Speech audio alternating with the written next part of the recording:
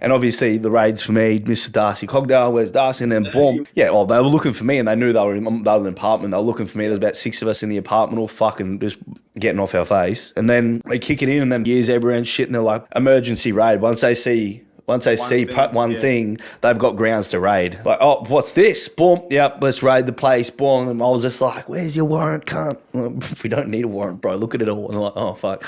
And then I was just like, it's no matter what. I'm like, I just said, I'm like, it's all mine. And then everyone's just like looking at me like, cunt. Because in my eyes, I got raided. I was a reason why they were there. Yeah. 2, I've really got charges coming out of my fucking asshole. You know what I mean? Like, I'm sweet. These guys, I'm like, I'm sweet. I'll take this. Like, I got heaps. I can fucking stack more up. I'll just get a slap on the wrist. Yeah. It didn't even process in my brain. I'm already out on bail on massive charges, and then I'm on a suspended sentence for assaults that I've done. Then back to the watch house there all weekend. Got done on a Friday, so I'm in there all fucking weekend. Anyway, I was just like, give me my lawyer. I'm fucking get me out of here. You know, get me bail. Blah blah blah. And they're just like, you're not going anywhere, cunt. I'm not like, you're going to jail. I'm like, fuck off, cunt. I'm like, I'm not going to jail. You wait, and then they're calling my names out. Boom. They're like, what's this for? Like, you're going on the bus. I'm like, bus? What fucking bus? Like, you're going to jail, cunt. I'm like, fuck off. I'm like, legends, welcome to another week of the Interchange podcast, and thanks for joining me. I have an absolute cracker of an episode up for you next. So my next guest is a ball of energy, and I'm sure a lot of you guys already know him from Instagram as DRC Fit. I give you Darcy Cogdale, who had a very similar history to mine.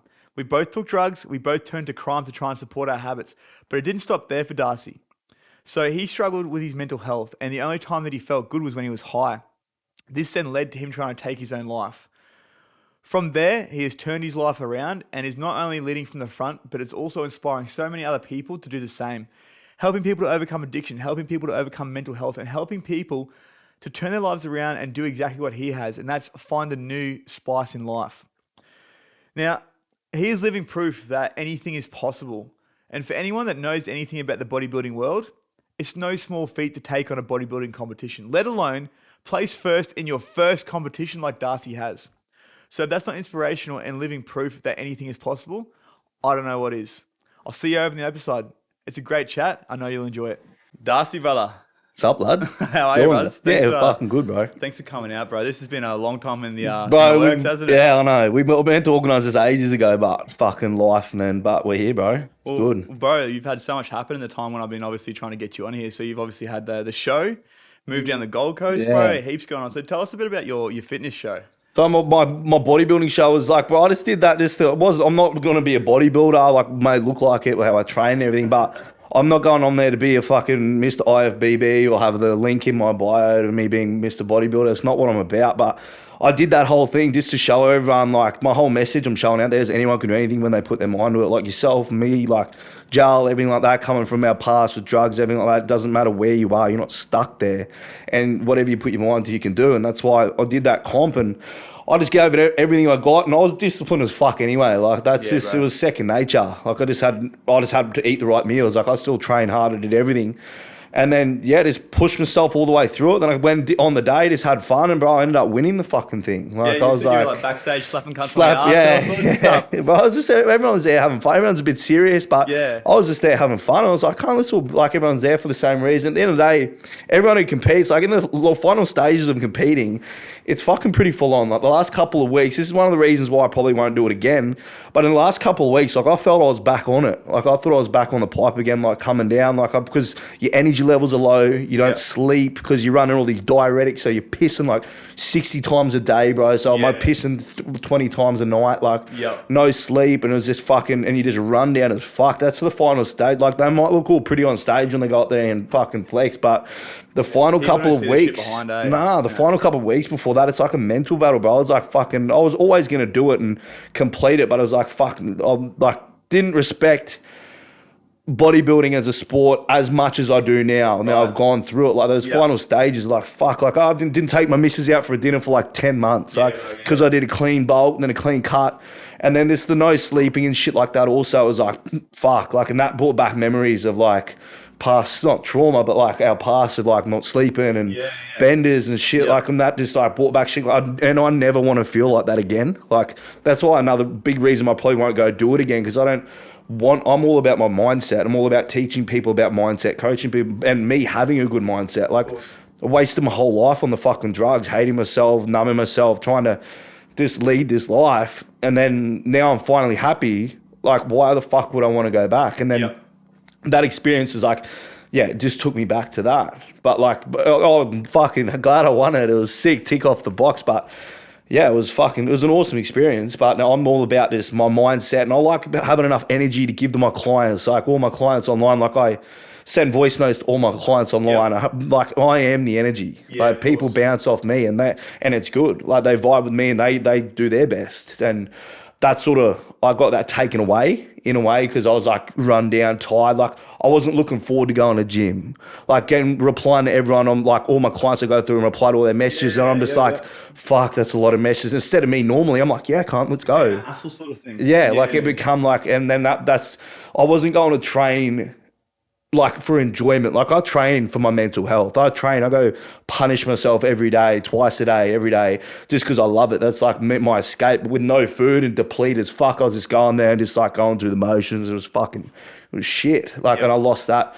Like that's what training and all that got me through everything. Like jail and everything like that, we trained every day. Like that's what got me, that's what made me sleep at night. Because I was like, with shit going on the outside with like family issues and shit and like my mum and that, and then it was just my way to sleep was to train myself until I couldn't fucking keep my eyes open. And then every day I just got, so that was my bodybuilding experience, hey, and went up there and still won. So I'm fucking cheering. That was like gold medal, but it was good. So that's all on my YouTube channel and shit, so I'll be sick. But it's good to have it there and say I've done it, you know? One of those things to tick off the bucket list. But something you said there is obviously a lot of what you were doing with the bodybuilding cop took you back to the days when you were addicted to the drugs. There was that same feeling.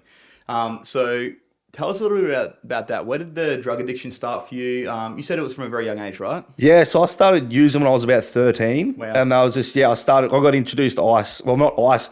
Back then it was speed. Like ice, speed, not even, like I was eating it. Like I was telly-bo bombing, but I got introduced to that really young, like 13, 14, just hanging around older crowds. Like, but I was a little lad. I was a little Eshe, Nike Shocks on, Nautica Polo, like rolling around painting and everything like that. That was my life. Up in the paint scene, that was my life. That's what I lived for, because they were the people who I hung around with at that time. Like, it all started back, like, obviously in primary school, I was a fat kid in school. You know what I mean? I was bullied in primary school like that. So bad experiences through primary school with like just like eating lunch alone and not being alone all the time. The only escape I had back then as a kid was food.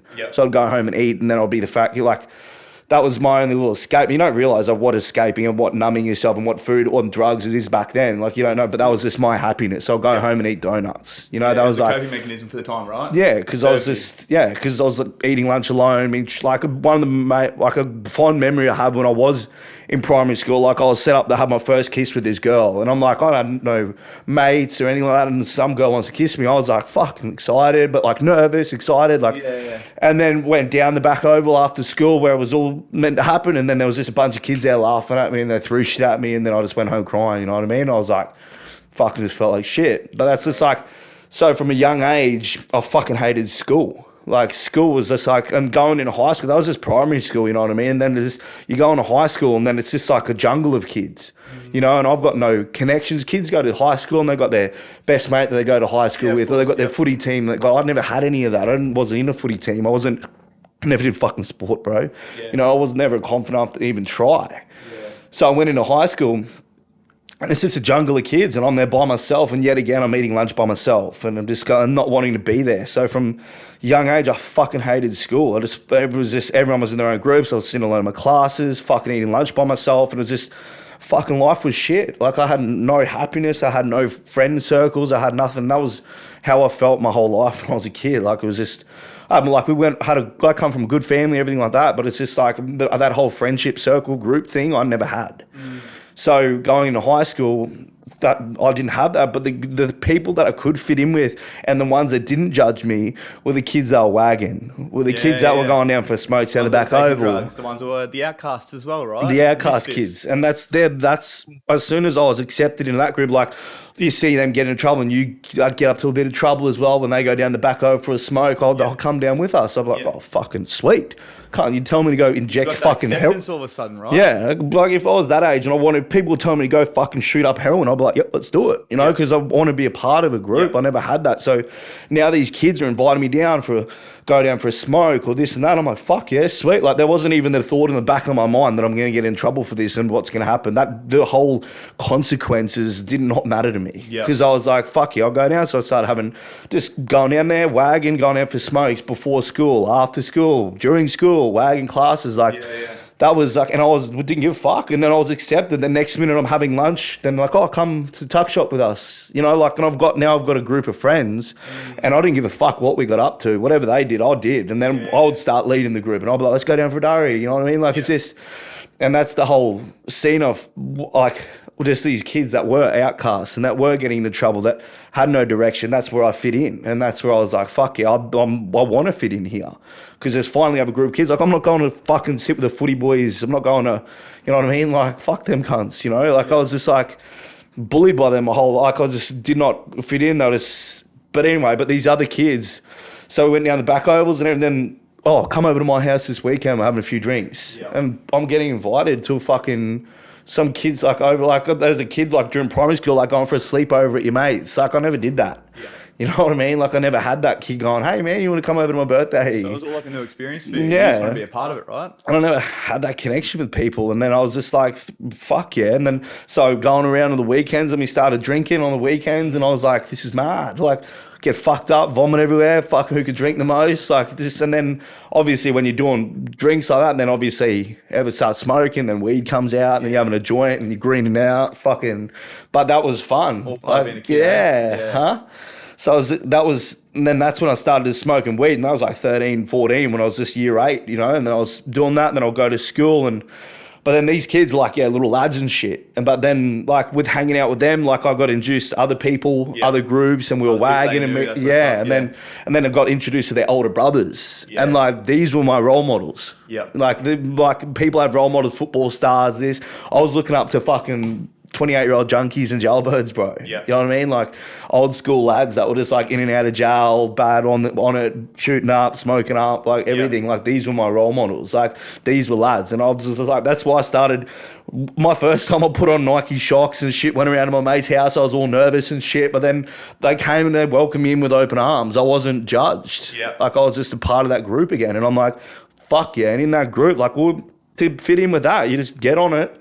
Go paint some shit, fucking breaking enters, fucking doing all this crime, fight cunts whenever. Yeah. Like, this was where I thrived because I'm like, I'm down for all this shit. Yeah. Like, I'm fucking sweet. Like, when I started hanging around with these cunts, I promised and I said to myself, like, I'm not going to be a fucking victim anymore. I'm not going to let people push me around anymore. I'm going to do what I want when I want. Yeah. And I thrived in it. Like, you name it, I've stolen it. You know, like everything, like painting wherever, like, and graffiti was the thing I fell into in that scene. And it was anyone can paint. And the thing is, like, you don't have to be the best, but it's who can get seen the most, gets noticed the most. Up wherever you can. Wherever I can. Yeah. I'm like, I can do this. Yeah. And I was just born and then started painting everywhere. And you would walk down a street, any street in fucking Brisbane, bro, and you'd see my tag everywhere. Like, so what?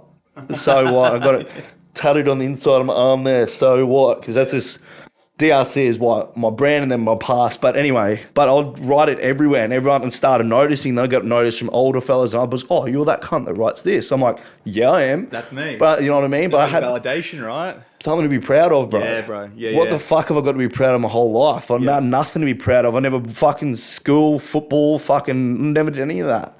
So now I'm getting noticed for these things, and I'm like, fuck yeah. And then it was just like, and I could tag wherever I want. You know what I mean? And at this point, like, I'm out graffitiing all the time. Then obviously at the drink ups on the weekend, you go buy a bottle of rum or steal a bottle, and then you fucking have a 6-pack of paint. So you go drinking all night there with the boys, and you go out painting the streets. Like, that was it. That was my weekends, and I loved it. And it was like fucking fun, and I was accepted. Then slowly but surely over time, the older boys started putting me under their wing, and I was a young one because I'll do anything. Like, there was cunts that would think about shit. I had no think factor, zero fuck factor. I'll just do it and then worry about it later. I wouldn't even worry about it. I'll just do it, you know? So got involved with these older boys, and then obviously on the weekends we're all drinking and they're coming out cooked as fuck, you know what I mean? Like off their face, and I'm like, what the fuck's going on here? You know, and then one of the older brothers who I was really close with, he took me in the room and he's like, bro, try some of this. And then in the clippy bag and tally on the end of a note is duck it in, put this on your tongue and boom, you're like, oh, gack. Like, I can still taste it, bro. Fucking shit. Is that why you're foaming at the mouth? But yeah, that's what I'm propping. But that was like me, like nearly turning 14, 13. That was the first time, and I was just sitting there, and me and him sat in this room for like fucking 24 hours. I was just cooked as fuck, and we're talking, having big, deep, and meaningfuls, and I'm connecting with this old role model of mine, like someone I really look up to, and I'm in the room there, we're just me and him having chats all night, drawing, talking about life, talking about all the things we're gonna do, like fucking crim shit, like going and stealing this and painting this, and we'll go for a paint soon and you can stay at mine whenever. Like took me under, and I'm like, I'm accepted. All my other younger mates were like wishing they were in that room talking to this cunt. And I'm like, I'm the one in there, and we're vibing with each other. Both our faces still just eating gear all night out of this clippy bag, and I'm like, fucking cook sunrise is coming up. And you're like, fuck, cunt, you know? And that was my first experience with speed. Like, before I started smoking and everything, I was just eating it. You know what I mean? Just eating it. And then that would be every weekend thing. It wouldn't be get a bottle and a 6-pack of paint. It would be get a bag, get a point, get $100 together and get a point, and you're awake all night. Okay? You don't get fucking drunk and pass out and wake up and get fucked up. You just cooked. You have mad times, good chats and shit, and go painting it off your face. And that was like where I loved it. I fucking loved it, bro, because I was accepted by this. I came really close with all these people that were role models to me that would walk past on the street these days and be like, fuck, you're a junkie, cunt. You know what I mean? But these were the people that I fucking looked up to, bro. You know, and even and that was the scene I was in, painting, fucking fight. But this is like, and while I'm still at home with mum and dad, like I'd be away on my weekends from fucking Thursday night till Sunday, come home. Like, where have you been? What are you doing? What's going on? And they'd come to these houses. Mum would come try and find me because I wouldn't let them know where I'm going. I'll just leave. And then I'll just do it. And even I'd sneak out in the middle of the night on like a Tuesday, Wednesday night at home. I'd fucking put pillows under my blanket, sneak out to go painting and fucking breaking into shit. Like, I was a young little crim. Like, I've come from a good family and everything. I just want to fit in with these people. Right. It's crazy how, like, obviously that story there, like you said, you come from a good family. Like, myself, I'm exactly the same, bro. I came from a good family, but didn't feel like I fit in anywhere. So what do we do, man? We find the people that we did fit in with. And obviously anyone fits in with people that take drugs, right? Exactly. All you have to do is take drugs and do crime. Exactly. It's not, anyone could be good at it if they put their mind to it. Yeah. Like, fuck. So I was like sneaking out and just like even like breaking into cars at night with another mate of mine. Then we're sneaking under people's houses, steal their shit from under their house, steal money out of ashtrays to go scrape money together to get on gear. And then like, it just took over my life, bro. And then I was stealing non-stop. Like, I'd just be like, but when you're young and dumb, there's zero fucks. Like, there's no consequences at that age, right? You don't realise anyway. You don't, at the start, when you start using this shit when you're younger, there's no consequences because you get a slap on the wrist no matter what you do. And there's no come downs because there's no depression, there's no anxiety at that age because you don't give a fuck. You got no responsibilities. Yeah, exactly right. And it's just getting on, it's fun, coming out and getting scattered is a good feeling too. I enjoyed being scattered. I love being scattered. Wigging out, this was like, thrived on that. And then just after this, then I was getting on every weekend, and then slowly but surely, like I was obviously not going to school. Got expelled from Wavell, real young, like end of year 8. Went on to my next school, Craigsley. Went 2 days there, got expelled from there. Next school, Kedron, expelled from there after a day.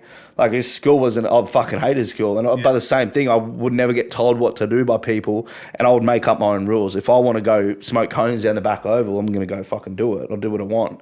And it was the same with home life. Like, mum and dad were always just like, what are you doing? You need to fucking pull your head in. You're just constantly in trouble, all this sort of shit. And I'm like, I don't give a fuck. I don't care about you. It's like, I love them to death, but I didn't give a fuck about them at the time.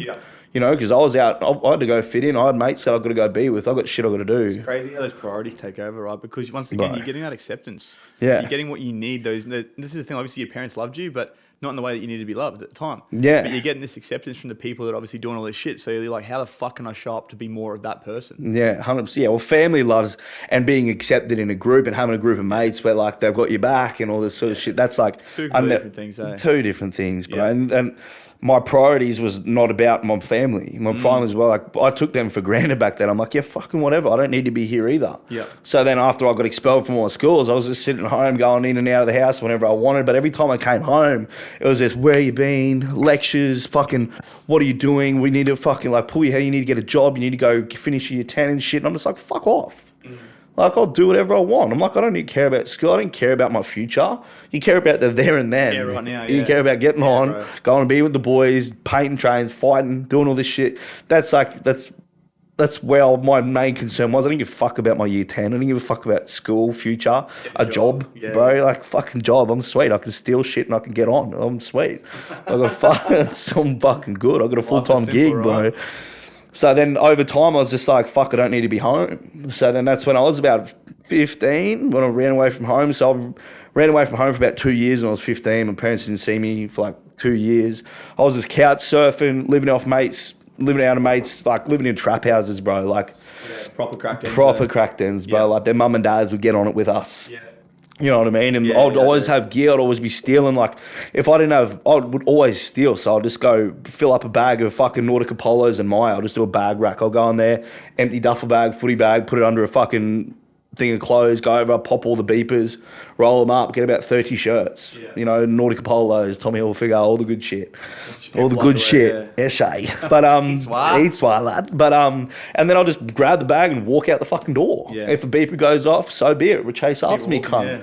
I'll be right, I'll run. Fuck, come out. The amount of times I ran across car parks into bushlands with football bags full of clothes. But then I'll go straight to my dealer's house, boom, here's fucking 20 polos, can't give us a point. I bought fucking $3,000 worth of clothes for like $100 point of gear. Yeah.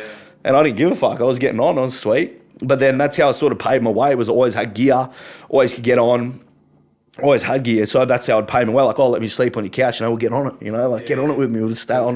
Yeah, you can stay here, bro. Anyone that's cooked and you just get on at some mate's house, they're like, yeah, stay wherever you want, cunt. Yeah. Fucking, as long as you give me gear. Okay. Yeah, fucking sweet. I'm not sleeping, you know. I'm like, yeah, sweet.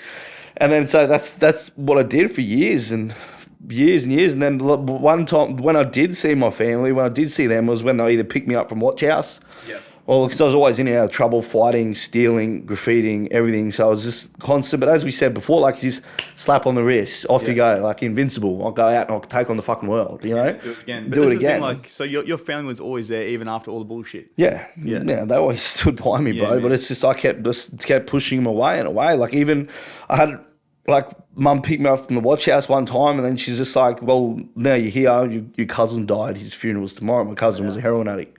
And he OD'd on heroin young, and then I was just shocked at the time, and I'm just like, what the fuck? And then, but like, it shocked me, and I was sad at the time. But then we just went. She's like, his funeral's tomorrow, and then stayed home 1 or 2 nights. Don't want to go to the funeral. Happens, and then how I dealt with that loss was I need to go get on it. Yeah. How did I deal with anything? I need to go get off my face. I don't want to face these feelings. I don't want to face and obviously I was coming down because I was always on it. So then when I went home, went to the funeral, I was fucking pretty out of it. Yeah. And then we went, and then it was just, I'm seas later, I'm going to get on, I'm out. I'm seeing that it's like, and they were powerless, you know, like, they were powerless for me doing whatever I want. So I just went back out, got on it again, and then didn't come home for another fucking 6-7 months. Just went out and just lived on the couches and surfing and fucking getting on it every night.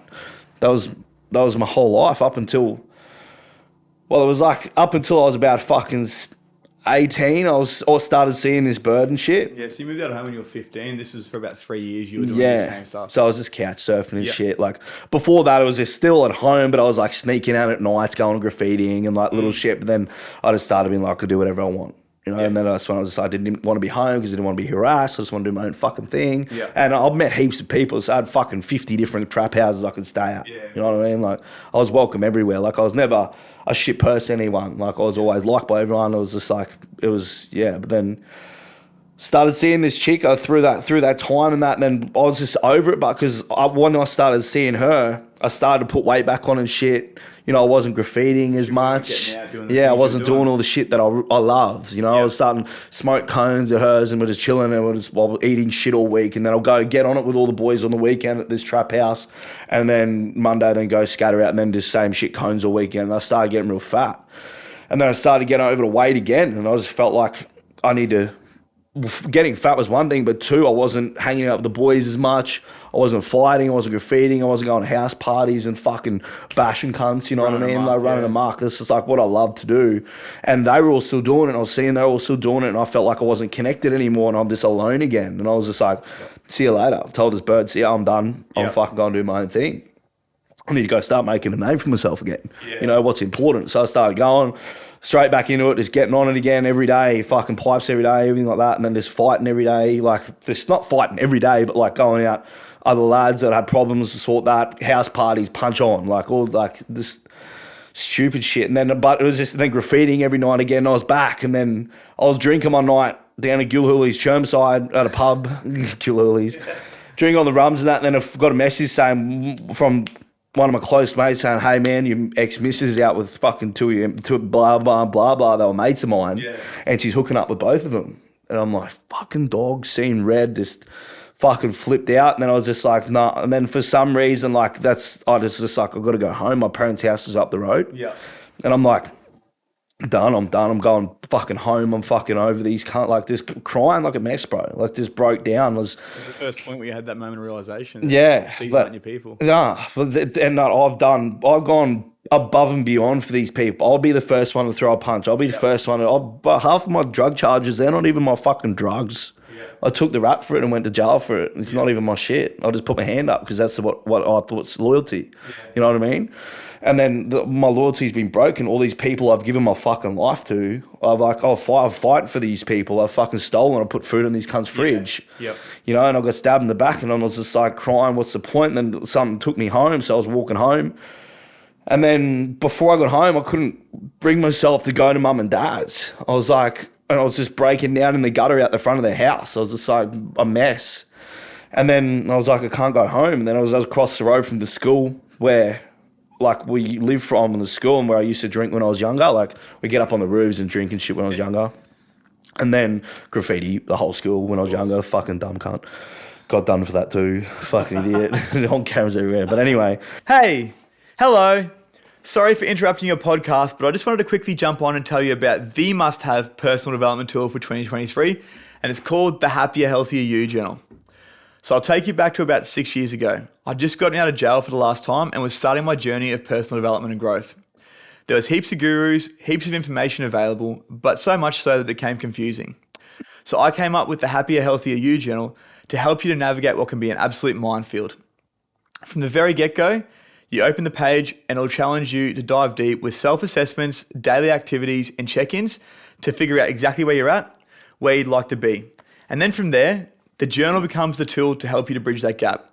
So to get your hands on this, click on the link below and don't forget to use Interchange 10 at checkout for a cheeky 10% off. I'll see you back over on the episode. But I went back over to school and then I was just breaking down. Then I climbed up on this roof and then I was just 3 stories up and I was just like, fucking, what's the point? Like, all my mates stabbed me in the back. I'm ashamed and embarrassed to go and see my own family. I'm fat again. I hate myself. And I didn't see any point of being here. I was just like at that rock bottom where I was like, what's the fucking point? You know, couldn't go home, see my mum and dad because I could, but I was fucking ashamed. I was like, what am I going to say? All my mates stabbed me in the back. I'm fat as fuck again. That photo on my Instagram is that at this point when I was overweight, fucking hated myself. So I thought, what was the point? So I jumped off the building and tried taking my own life when I was 18. Heavy. Yeah, so did that. And then luckily I just broke my foot and then came to, stumbled home, knocked on the door, mum and dad realised what I'd done and I just broke down crying and told them fucking everything I've been doing, everything I've been going through, and then shit, they're just like, what the fuck? And then at the time, my dad, old man's, works over in Christchurch. He was doing rebuilds, so dad's out providing for family, and I'm just running a fucking muck at home, putting mum and dad through fucking hell. And then we put together a plan to just fucking come over to New Zealand, work with me, and get off it and get away from everything. And I'm like, yeah, fuck every cunt. I'm like, I'm done. I'm going to change, and this is it. This is the time I'm going to change, and everything like that. And I thought it was. And then I went over to New Zealand, started working with my old man for about 6 months. And at that point, I was about 121 kilos. I was a big fat fucker. And then went over there. And this was it. Like, this was my fresh start. I've been given a second chance at life. I shouldn't fucking be here right now. So I'm like, I'm not going to let him down ever again. This is it. And then went over there, just fucking started training, exercising over there, eating right, training every morning. And I ended up losing like 40 kilos over there in New Zealand in like 6 months. Yeah. So I dropped heaps of weight. I was training. I was feeling good. I got one of Dad's mates was into the gym there. He showed me like how to train. He showed me like gave me a meal plan and everything like that. I was prepping every night, waking up doing my walk every morning, like just stuff like that. Feeling good about myself. And then I was just like over there for 6 months, and I was getting like watching on Instagram and seeing all my mates like out night clubbing and shit. Like I haven't been clubbing yet. I'm still 18. Yeah, you know, 18 type thing. And then I see people out clubbing. They're all having fun out at nightclubs and dressing up, and I'm like, fuck. Like all I've done is fucking hang out in crack dens and go for a fucking 10-day bender. You know what I mean? Like 10 days was easy. Cunts go on about staying awake for 1-2 nights, and they can't welcome come once in a week, eh? Bring me double digits, cunt, every week. Yeah. You know what I mean? That was nothing. Like staying awake for 10 nights, that was an everyday thing. That was normal. Go till you shut down. Yeah. That was it. It wasn't driving fucking the car and falling asleep at the wheel. Yeah, fucking smoking pipes with your knees, everything. Yeah, you know what I mean? But that's not endorsing it. But it's just like that's. And then so I just was missing. I felt like I was missing out. And I wanted to, right? Yeah, and I wanted to come back and show everyone how much I've changed. But look at me now, because I was a little big fat, flogged out fucking crackhead. You know what I mean? Now I come back, I got my abs, I'm feeling good, I look healthy as fuck. Yeah. And like that, I wanted that. Everyone was like, "Fuck, you look good." That little bit of validation, being like, "Fuck, you look mad." I'm like, "Yeah, I know." Can't over there. I wasn't getting that because I was just like, I knew I was looking good, but I was like, I was still wanted that bit of, "Oh man, you look awesome," and like, "Fuck, you've done well, you've changed." I'm like, "Yeah, I have, cunt." You know what I mean? Like, look at me now. You know, it's all those cunts that stab me in the back and shit like that. But look at me now, cunt. What are you doing? Same shit. You know what I mean? That's I sort of wanted that. So I came home and Dad's like, "I don't think you're ready." And that's every parent would just fucking stay with me. Can't you just try to fucking neck it up? I'm like, "Well, no, I'm fixed. I'm fucking fixed." I'm like, yeah, you're fixed. And then I thought I was fixed. I come home, and then next thing I was like, come home, then I'll go over to mates. They're drinking, they're going out nightclub, and I'm like, yeah, I'll just go have 1 or 2 drinks because alcohol was never my problem. Alcohol never got me to where I got where I was. Smoking ice, I was like, alcohol's fine. It's not fucking me smoking pipes. Yeah. You know what I mean? It's not that, so it's fine. Everyone's drinking, everyone's going out, everyone's partying. The minority, everyone's doing it, so it's fine. So it's like a normal thing, right, to drink, especially at that age. This is like, it's almost endorsed. It is, bro. And everyone thinks it's normal, and it's just like, and that's, I did too. So I went around, started drinking my mates. I'm not the same mates I used to hang around with, other mates that I met. I knew heaps of people, bro. Like, I know a lot of people. And they were like respectful. I had their Ralph Lauren button-ups. Everyone's going out nightclubbing to some dirty fucking nightclub, but they dress up for it, you know? And I'm like, I want to do that. I want to go out. Went out nightclubbing. I had the night of my life. I had heaps of fun, got drunk, got fucked up. And I'm like, this is mad. Yeah. But then I was like, this is mad, but it's not drugs. It's not fucking that. But then slowly but surely, I'm going out every weekend, you know? Yeah. Well, I came back, I was working, I was doing render, I was renderer's labour, I was rendering, working like a dog, but then on weekends I'll go out partying on the weekend, fucking Friday night going out, making more connections with people who are out nightclubbing, meeting more people, like respectable people, not saying junkies and crackheads aren't respectable, but I'm just saying like people that are going places in life, that have got jobs and they're doing well, look good, like good looking people, I'm involved in this now, you know? And like I'd go out, like, "Hey Darcy," I'm like, "Hey, he knows my name." Fuck, I'm like, "Hey man, how you going?" Like, it's just like, and then it comes back to that significance or that acceptance, right? Yeah, and then I've been accepted in this other group, and that's people that go out every weekend. So it was an every weekend thing. I'll just go out nightclubbing every weekend, having the time of my life, and I didn't think anything of it. It wasn't me smoking ice in a fucking room, wigging the fuck out, fucking, you know what I mean? Like, it wasn't that. I wasn't coming down. I was still working during the week. My family is still proud of me, sort of thing. Like, it's sweet. Like, I've changed my life. I'm not that person I was before. And then slow but sure, you have a pinger. You know what I mean? It's like, have a pinger. And I'm like, yeah, fucking sweet. It's not fucking ice. Yeah. Sweet. Boom, bang. Ice was my problem. Ice was what took over my life. I was like, sweet. Pop one of these. I'm like, fuck yeah, mad night. Had a mad night out, you know? And then slow but surely just fucking going out, getting pills, eating them. And then people like, I knew obviously the people I was hanging around were selling pills. So I'll be middlemaning. I'll be like, grab these cunts. Yeah, they want 5. Yeah, sweet. I'll charge them for 6. Boom, I get one in the middle. That's mine. Fucking freebie, you know? Yeah. And I'll be the middleman. And then I'll just be going out, middleman and everyone. And then I was like, I don't need to fucking middleman people. You know, like, then I started to get my own 10-pack of pills just to take out, just for like, support my night out. I never started selling drugs to be a fucking kingpin and fucking buy a nice car or fucking buy a nice... It was never about having nice things. It was just about supporting my own weekends out. You know, I'll just go out, sell a 10 pack, and they'll be gone in like 10 minutes. I'll just have like a couple $100. I'm like, can't, sweet, shots on me, you know? And then slow but short, and then I just started getting 20, then buying a 100 pack and getting a box. And then I was just taking out like 1,000 pills in a night and just selling them all. Yeah. You know, leaving nightclubs with like fucking 5, 6 cash money and like waking up drunk with cash everywhere. I'm like, God, what the fuck? And then obviously after a while, I started snorting coke. You know, it's just like pills at the start, then they'll bring out a bag of rack, you have a line of rack. And cocaine's meant to be classy. You know, it's the rich man drug. You know, everyone does coke. Huh? You snort it off the toilet.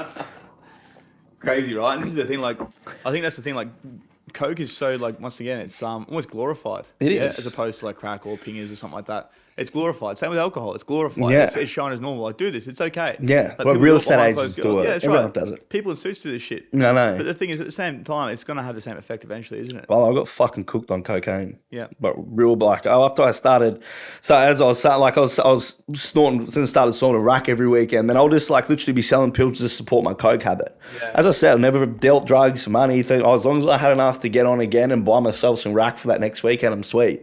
You know, and then I was just everyone knew me. The nightclubs going out. We went to the same club every weekend. GPO Brisbane. People probably know it. Okay, it's shut down now, but went there every week. Oh, bro. But the thing is, I was like the man there. I fucking and these like I envied my mates that were selling it because they were the man. They were the ones that everyone come up to. Oh man, fucking thanks so much. Like you want a drink here, like that. Like you know what I mean? Come into my booth, sort of thing. That's like that bit of power, I wanted that. Just like the role models I looked up to, the old school jailbirds. They were my role models. Now the role models are the ones that are selling the gear in the nightclubs, that have the booths, that have the money, that have everything. That's what I wanted, and I'm like, I can get this. You know, and then blink of an eye, you know it, I'm the one selling the most pills in the fucking nightclub. Everyone knows me. I know the security guards. I go straight to the front of the line. I walk straight in. I'm like royalty. Yeah.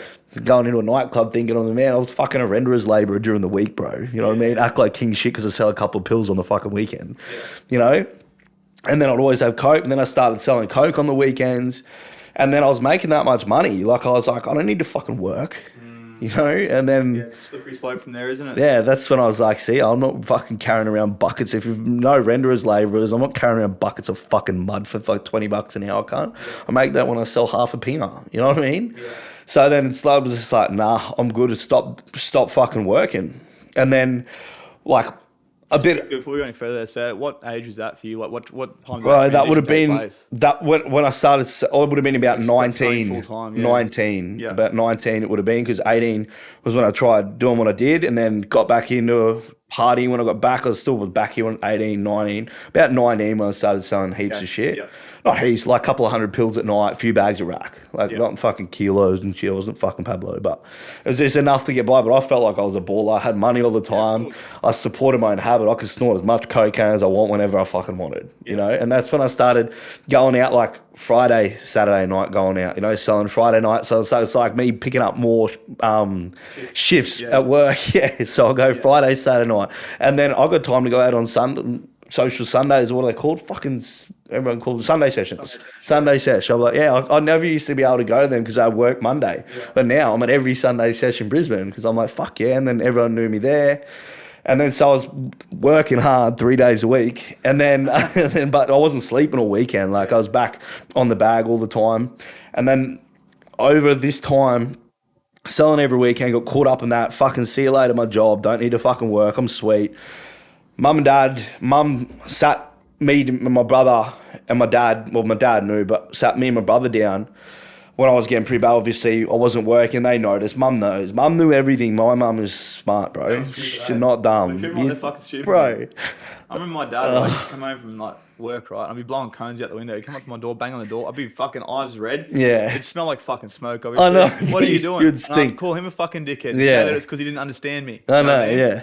But you think you got it sussed, though. Stupid, bro. I know. So she knew everything, but I think this wasn't a thing they just said just to try and pull my head in, but they sat me and my brother down and they're, look, my mum got diagnosed with cancer. So she sat down and she said, look, boys, I've got cancer.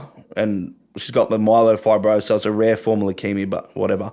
And then, yeah, the same. I was like, what the fuck? And I was just, me and my little brother sat there and we just like didn't know how to deal with it. Dad was there, mum was there, and we just all had a family moment. We're like, we just want to let you guys know that it's going to be a big battle ahead of us, and it's like we got to just bind together as a team. Like this is what we need. And I was just like numb to it, and I was just like, I need to go downstairs and have a line. You know, like, because I was snorting coke in my room every second. Like, once again, it's like this is the only way I have to deal with things. Exactly. Right? It's a coping mechanism. It's fucking makes me feel good. When I feel bad, it makes me feel more good. Yeah, and I forget this. Yeah. I'd rather be thinking about how high I am and how fucked up I am, or that my heart's going real fast. So I would think about that rather than my mum's going to fucking die. Yeah, man. You know, so I went down, and the first thing I did when I found out that, it was racked up a line of fucking racked the size of my fucking forearm. You know what I mean? Just boom, oh, that's better. You know, and then it started racking. Then that's when I started using like a lot. So I was snorting a lot of cocaine. So that's when I started using during the week. Yeah. So it was usually just the weekends, coming down during the week, might go train at gym once or twice a week, and then just Thursday after a gym session, I have lines in the car. Can't even wait till I get home. Yeah. You know, well, my whole thing was train on a Thursday, Friday, get sushi, and then go have lines in the car straight after having sushi. It was every week. Yeah. And then bodybuilder's diet, yeah. That was back when I wasn't in bodybuilding, yeah. But then I started using coke like every day. I was just snorting rack in my room every day, staying awake. Just like the same thing. Back just like I was on the pipe every day. It was just like I was snorting rack. Yourself, right? Yeah, just every day snorting rack. I'll be awake 4 or 5 nights, even just standard. Like hunts would come on a lot weekend. Let's go to bed. And I'm like, I've been awake for 4 days. Come on, let's go. Like I'm here, and then jump on board, you know. And then I had endless amounts of fucking drugs. I had fucking an ounce there for myself, you know, of pure rack. I was like, yeah, man, straight off the brick. I was like, sweet as, this is me, boom. I wouldn't snort cut rack because I was like a rack connoisseur, you know, because I had the best gear and it was off. But that was one thing, like that's the things I had to be proud of then, was I had the best gear. I can stay awake longer than you. Yeah. I can handle it. I'm sweet. Yeah. But then behind closed doors, I'm there sitting snorting rack in a room by myself, feeling like a fucking piece of shit.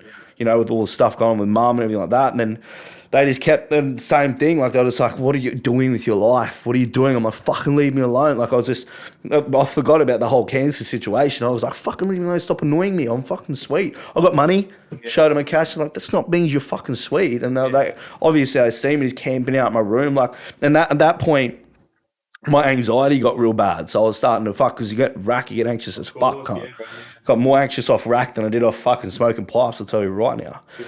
But then I started eating Valium, so I was having Valiums lines. Like with every line, I'll have a half a Valium, you know, just like mellow me out so I can snort more balance, life balance, bro, fucking balance. But so then I'll just be snorting rack in my room by myself, eating Valium, sitting there, and days would go by, and I haven't left my room to go to the toilet and come back. And then it's like, what are you doing? You haven't left your room in fucking 5-6 days. What are you doing? And that I wouldn't even be going out nightclubbing anymore. I wasn't going out anymore because I was just sitting at home off my head. I'm not going out, man. I'm fucking cunts that will get stuff off me on the weekend just started to pick it up from my house. I was selling drugs at my mum's house, bro. Yeah. What a fucking joke. But at that time, I didn't care. I was just like, yep, I left it in the letterbox. Yeah, just leave the money in there, sweet, you know? You just don't think about that at the time, right? You're thinking, oh, I'm getting the cash, they're getting the drugs. It's yeah, all good. And I don't even have to leave my house. Scared, like hurting the process, right? Exactly. And I don't even have to leave my own house. I just got to walk outside, put in the mailbox and come back. And you think you're real slick, eh? Yeah. Fucking slick. But yeah. So then over time, the same thing was when I was younger, was school. I guess I was just like, fuck this. I got money. I'm going to go get my own place. You know, I went and I got a penthouse apartment in the city. You know, that's what I had heaps of money. I was sweet. So I went and got a penthouse apartment with a mate in the city. I'm like, yeah, I'm not home anymore. Let's go. This is where and it was just a bender house, bro. It was just me constantly getting on it, snorting rack every day, the same thing. But instead of being locked in my room, I can walk around my own apartment. You know, I didn't leave the apartment. View. Yeah, nice view. I didn't even leave my apartment. Yeah. It was just me snorting rack in my room up there, eating Valiums. Like I had my top drawer, when I like something, I'll buy it in bulk. You know what I mean? So my whole top drawer was just bottles of Valiums. I had like 10,000 Valiums in my top drawer, so I'd never run out because I need them when I snort rack. Yeah. You know, if I don't have that, my anxiety gets too bad and I want to snort more. But I'm anxious. Instead of thinking, hey, the rack's the problem, it's like, no, how can I stop that being the problem and counteract it with something else? Bro, the amount of times, goes, right? Bro, the amount of times I rocked, they knew me by name by the Prince Charles Hospital at Chermside. Because the amount of times I rocked up there off my head, thought I was going to die. Because I'm sitting there by myself, snorting rack, eating Valiums, and then my heart's just starting to palpitate and shit. And because you're by yourself in a room, you just start wigging out. Yeah. And then you're like, but I want to snort more. You know what I mean? And I was just like, have another Valium. And the heart just starts missing beats and shit. And you're like, holy fuck. Google it. Dr. Google, bro. Don't ever Dr. Google anything, cunt. Okay? Because the first thing it says is you're going to fucking die. You're going to die. And I'm like, holy fuck, I'm going to die, cunt. So boom, drive myself to the hospital countless amounts of times. But the thing is, when I'm outside the hospital, I'm racking up lines in my car before I go in. Because I'm like, if I have this, I'm not going to OD because they're there to save me. You know, it's a born big fatty because I don't know how long I'm going to be in there. Yeah. So it's like, this happened 5 or 6 times, easy. Yeah. Me going in there, and they, by the end of it, then it's like, you're just having a fucking panic attack again. I'm like, nah, fucking check me out, cunt. You know what I mean? Like, I'm fucking going to die. Google said I'm going to die, cunt. And then fucking, I was just like, what the fuck? And then over time, as well, I pushed away my family. I wasn't speaking to them because I was just too embarrassed and shame. Like, I miss mum's birthdays, I miss Christmases, I miss everything. I was camping out in a fucking room, like, off my head. Obviously, you're ashamed. You know that, you know, what you're doing, you shouldn't be doing it, but you don't know how to stop, right? In my head, I was saying, I'm busy. Yeah. I'm doing shit. I got a bit on. I got fucking shit. I'm really sorry. Well, I'm under the weather, but all I was doing was scatting out in a room, selling more drugs. You know what I mean?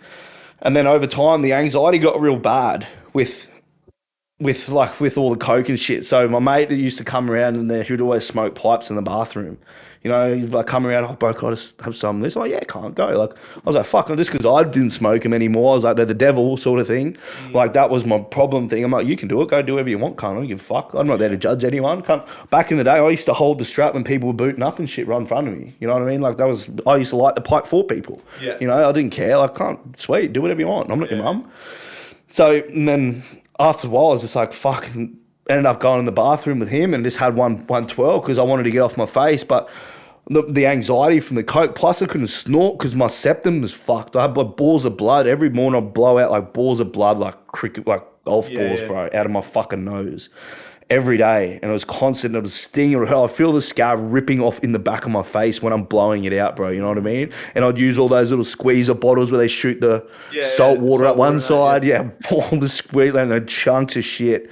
I'm like, this is not right. So I was like, fuck it. I need something. I need to get off my head because I can't snort coke anymore. I'd snort and just fall back out my nose. My nose wouldn't work anymore after a while. I'm like, the fuck? So I had a pipe, and then I was just like, oh, God, I feel amazing. I don't need Valiums. I'm like, I'm back, but the whole instant invincible again, but I'm off my head. Yeah. You know, I'm off my head again. And all that mattered was that the whole me thinking and remembering that the pipe is what destroyed my life and what made me fucking want to neck up. That didn't even matter anymore. All I wanted to do was get high. I was like, fucking the pipe's a fucking answer to life, you know? And now I'm like, smoking pipes again. I'm like, mate, then I'll go buy my own pipe. And the next minute I'll just get a gram of it. And a gram of ice lasts so much longer than a gram of cocaine, bro. Well, bro, so like in my head, I'm justifying it. I'm not hurting my nose anymore. I'm not anxious. I'm not having to take Valiums anymore. I'm saving money because I'm buying just 1 gram instead of snorting an ounce a week. So it's just green lights to me. It's funny how like the lizard brain in our head, the survival brain is always just like, okay, how can I justify this to myself? Because we never want to be the bad guy. Yeah. Even though deep down we know that fuck, I'm being a shit cunt right now. Yeah. That little lizard brain is always like, nah, you're doing this because of this. You're doing it because of that. You justify it to yourself, man. It's just a slippery slope. It just keeps going around in circles, right? Yeah, 100%, bro. And that's when then blink of an eye, because I was on it every day, and then I was smoking pipes every day again. Yeah. I was right back to that spot. Yeah. And, you know, everything was just, and I was just fucking on the pipe all the time, fucking fucked out. Then sitting there in the apartment, boom, door gets kicked in. Not even kicked in. I was staying in big serviced apartments, bro. Coppers had swipe keys, bro. They just swiped, walked in like nothing. I'm smoking a pipe on my bed while I'm getting raided. Yeah. I'm like, holy fuck. And they're just all in your face. You know how quick a raid is, bro. It's just boom, they're like in your face. Holy cunt. 3 seconds, they've got guns out there everywhere. Can I finish this or what? Can't I put it down, boom. So that was my first raid for me. I've been in heaps of raids when I was younger, and that was just when they were looking for me. Because when I went missing from home when I was younger, I was missing person. Like, my parents put missing person reports in and everything. So everywhere I'd stay would get raided, looking for me. Cops always raid, and I'll be like in cupboards when cops are raiding, and they'll just be like, "Where's Mr. Cogdale?" You know, I'm like, "Oh, can't." Got away with it. They didn't check cupboards and shit, but then so the door get kicked in on there, I'm raided, I'm fucked. I'm dumb as fuck. I've got all my gear in the top drawer, so I know where it is. I've got my scales on the top there. I've got everything sorted. I knew where everything was. Yeah, this is the thing, when you're on drugs, like, complacency is the king. Like, you don't give a fuck. You think you're unstoppable. I want to know where my shit is. Yeah. You know, I don't want to hide it and get it out, but that's a waste of time. I need to fucking have full access to it in arm's reach. You know what I mean? So they got me with they got me a couple ounces of rack. They got me with fucking quarter key of MD. Like, it was cut the shit out, thank fuck. But and then just all like files of roids, fucking pipes, a couple of grams of ice, just heaps of shit. And I'm like, fuck, whatever. And then they took me to the cop shop, charged me with that. Then I got bail on that. So I got bail on those charges, which was just like possessions. And then I had a previous assault charges and shit, but it was just like, that was like fights in nightclubs and when I was younger and shit. So I had previous fight history, but I didn't really have any drug possession history. So got out on that. And then I had my court case coming up, as you do. And then the first thing I did when I got out of the fucking cop shop was fucking need to go buy another pipe because I knew they didn't find this little bag of rock at home. Because, you know, I knew where everything was. And when they raided, flipped everything out, I'm like, they still haven't found that. Because when they raid in front of you. They go through everything up. Yep, they found that. Well, they're going to go up there and find that. Yep, they found that. Oh, and then I was waiting for them to go on that and find this little bag of rock. And I'm like, they never went there. And I'm like, that's still at home. That's all I could think about. That's the first thought, right? That's all I thought about. Charged. You're just like, fuck it, I'm potentially going to go to jail here. But you don't think about that, right? I didn't even think I was going to go. You're just like, how can I fucking get more? Yeah, I knew. The second I got locked up, I'm like, yeah, cunt, they didn't fucking find that bag of rock.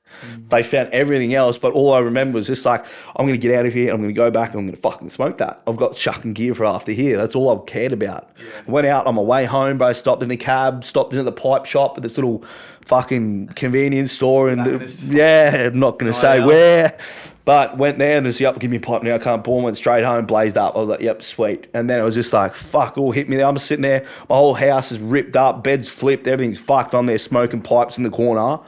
That's all I cared about. I'm like, oh, that's better. And then after that, I was just like, where can I get more? I need more. And then I went, go tick up some gear because I got all my money. They got all my fucking drugs. I've got nothing.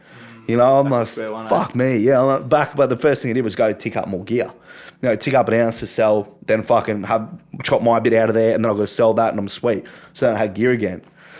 So that's all I go fuck about. And then I was just like, trying to reach out to certain people, and they're just like, nah, bro, you just got done. I don't want to fucking know you. And I'm like, cunt, what do you mean you don't know me? I'm like, fucking, but you're like, you're red hot. I'm like, fuck you. I'm like, half of these drugs in my house were yours, cunt. Yeah.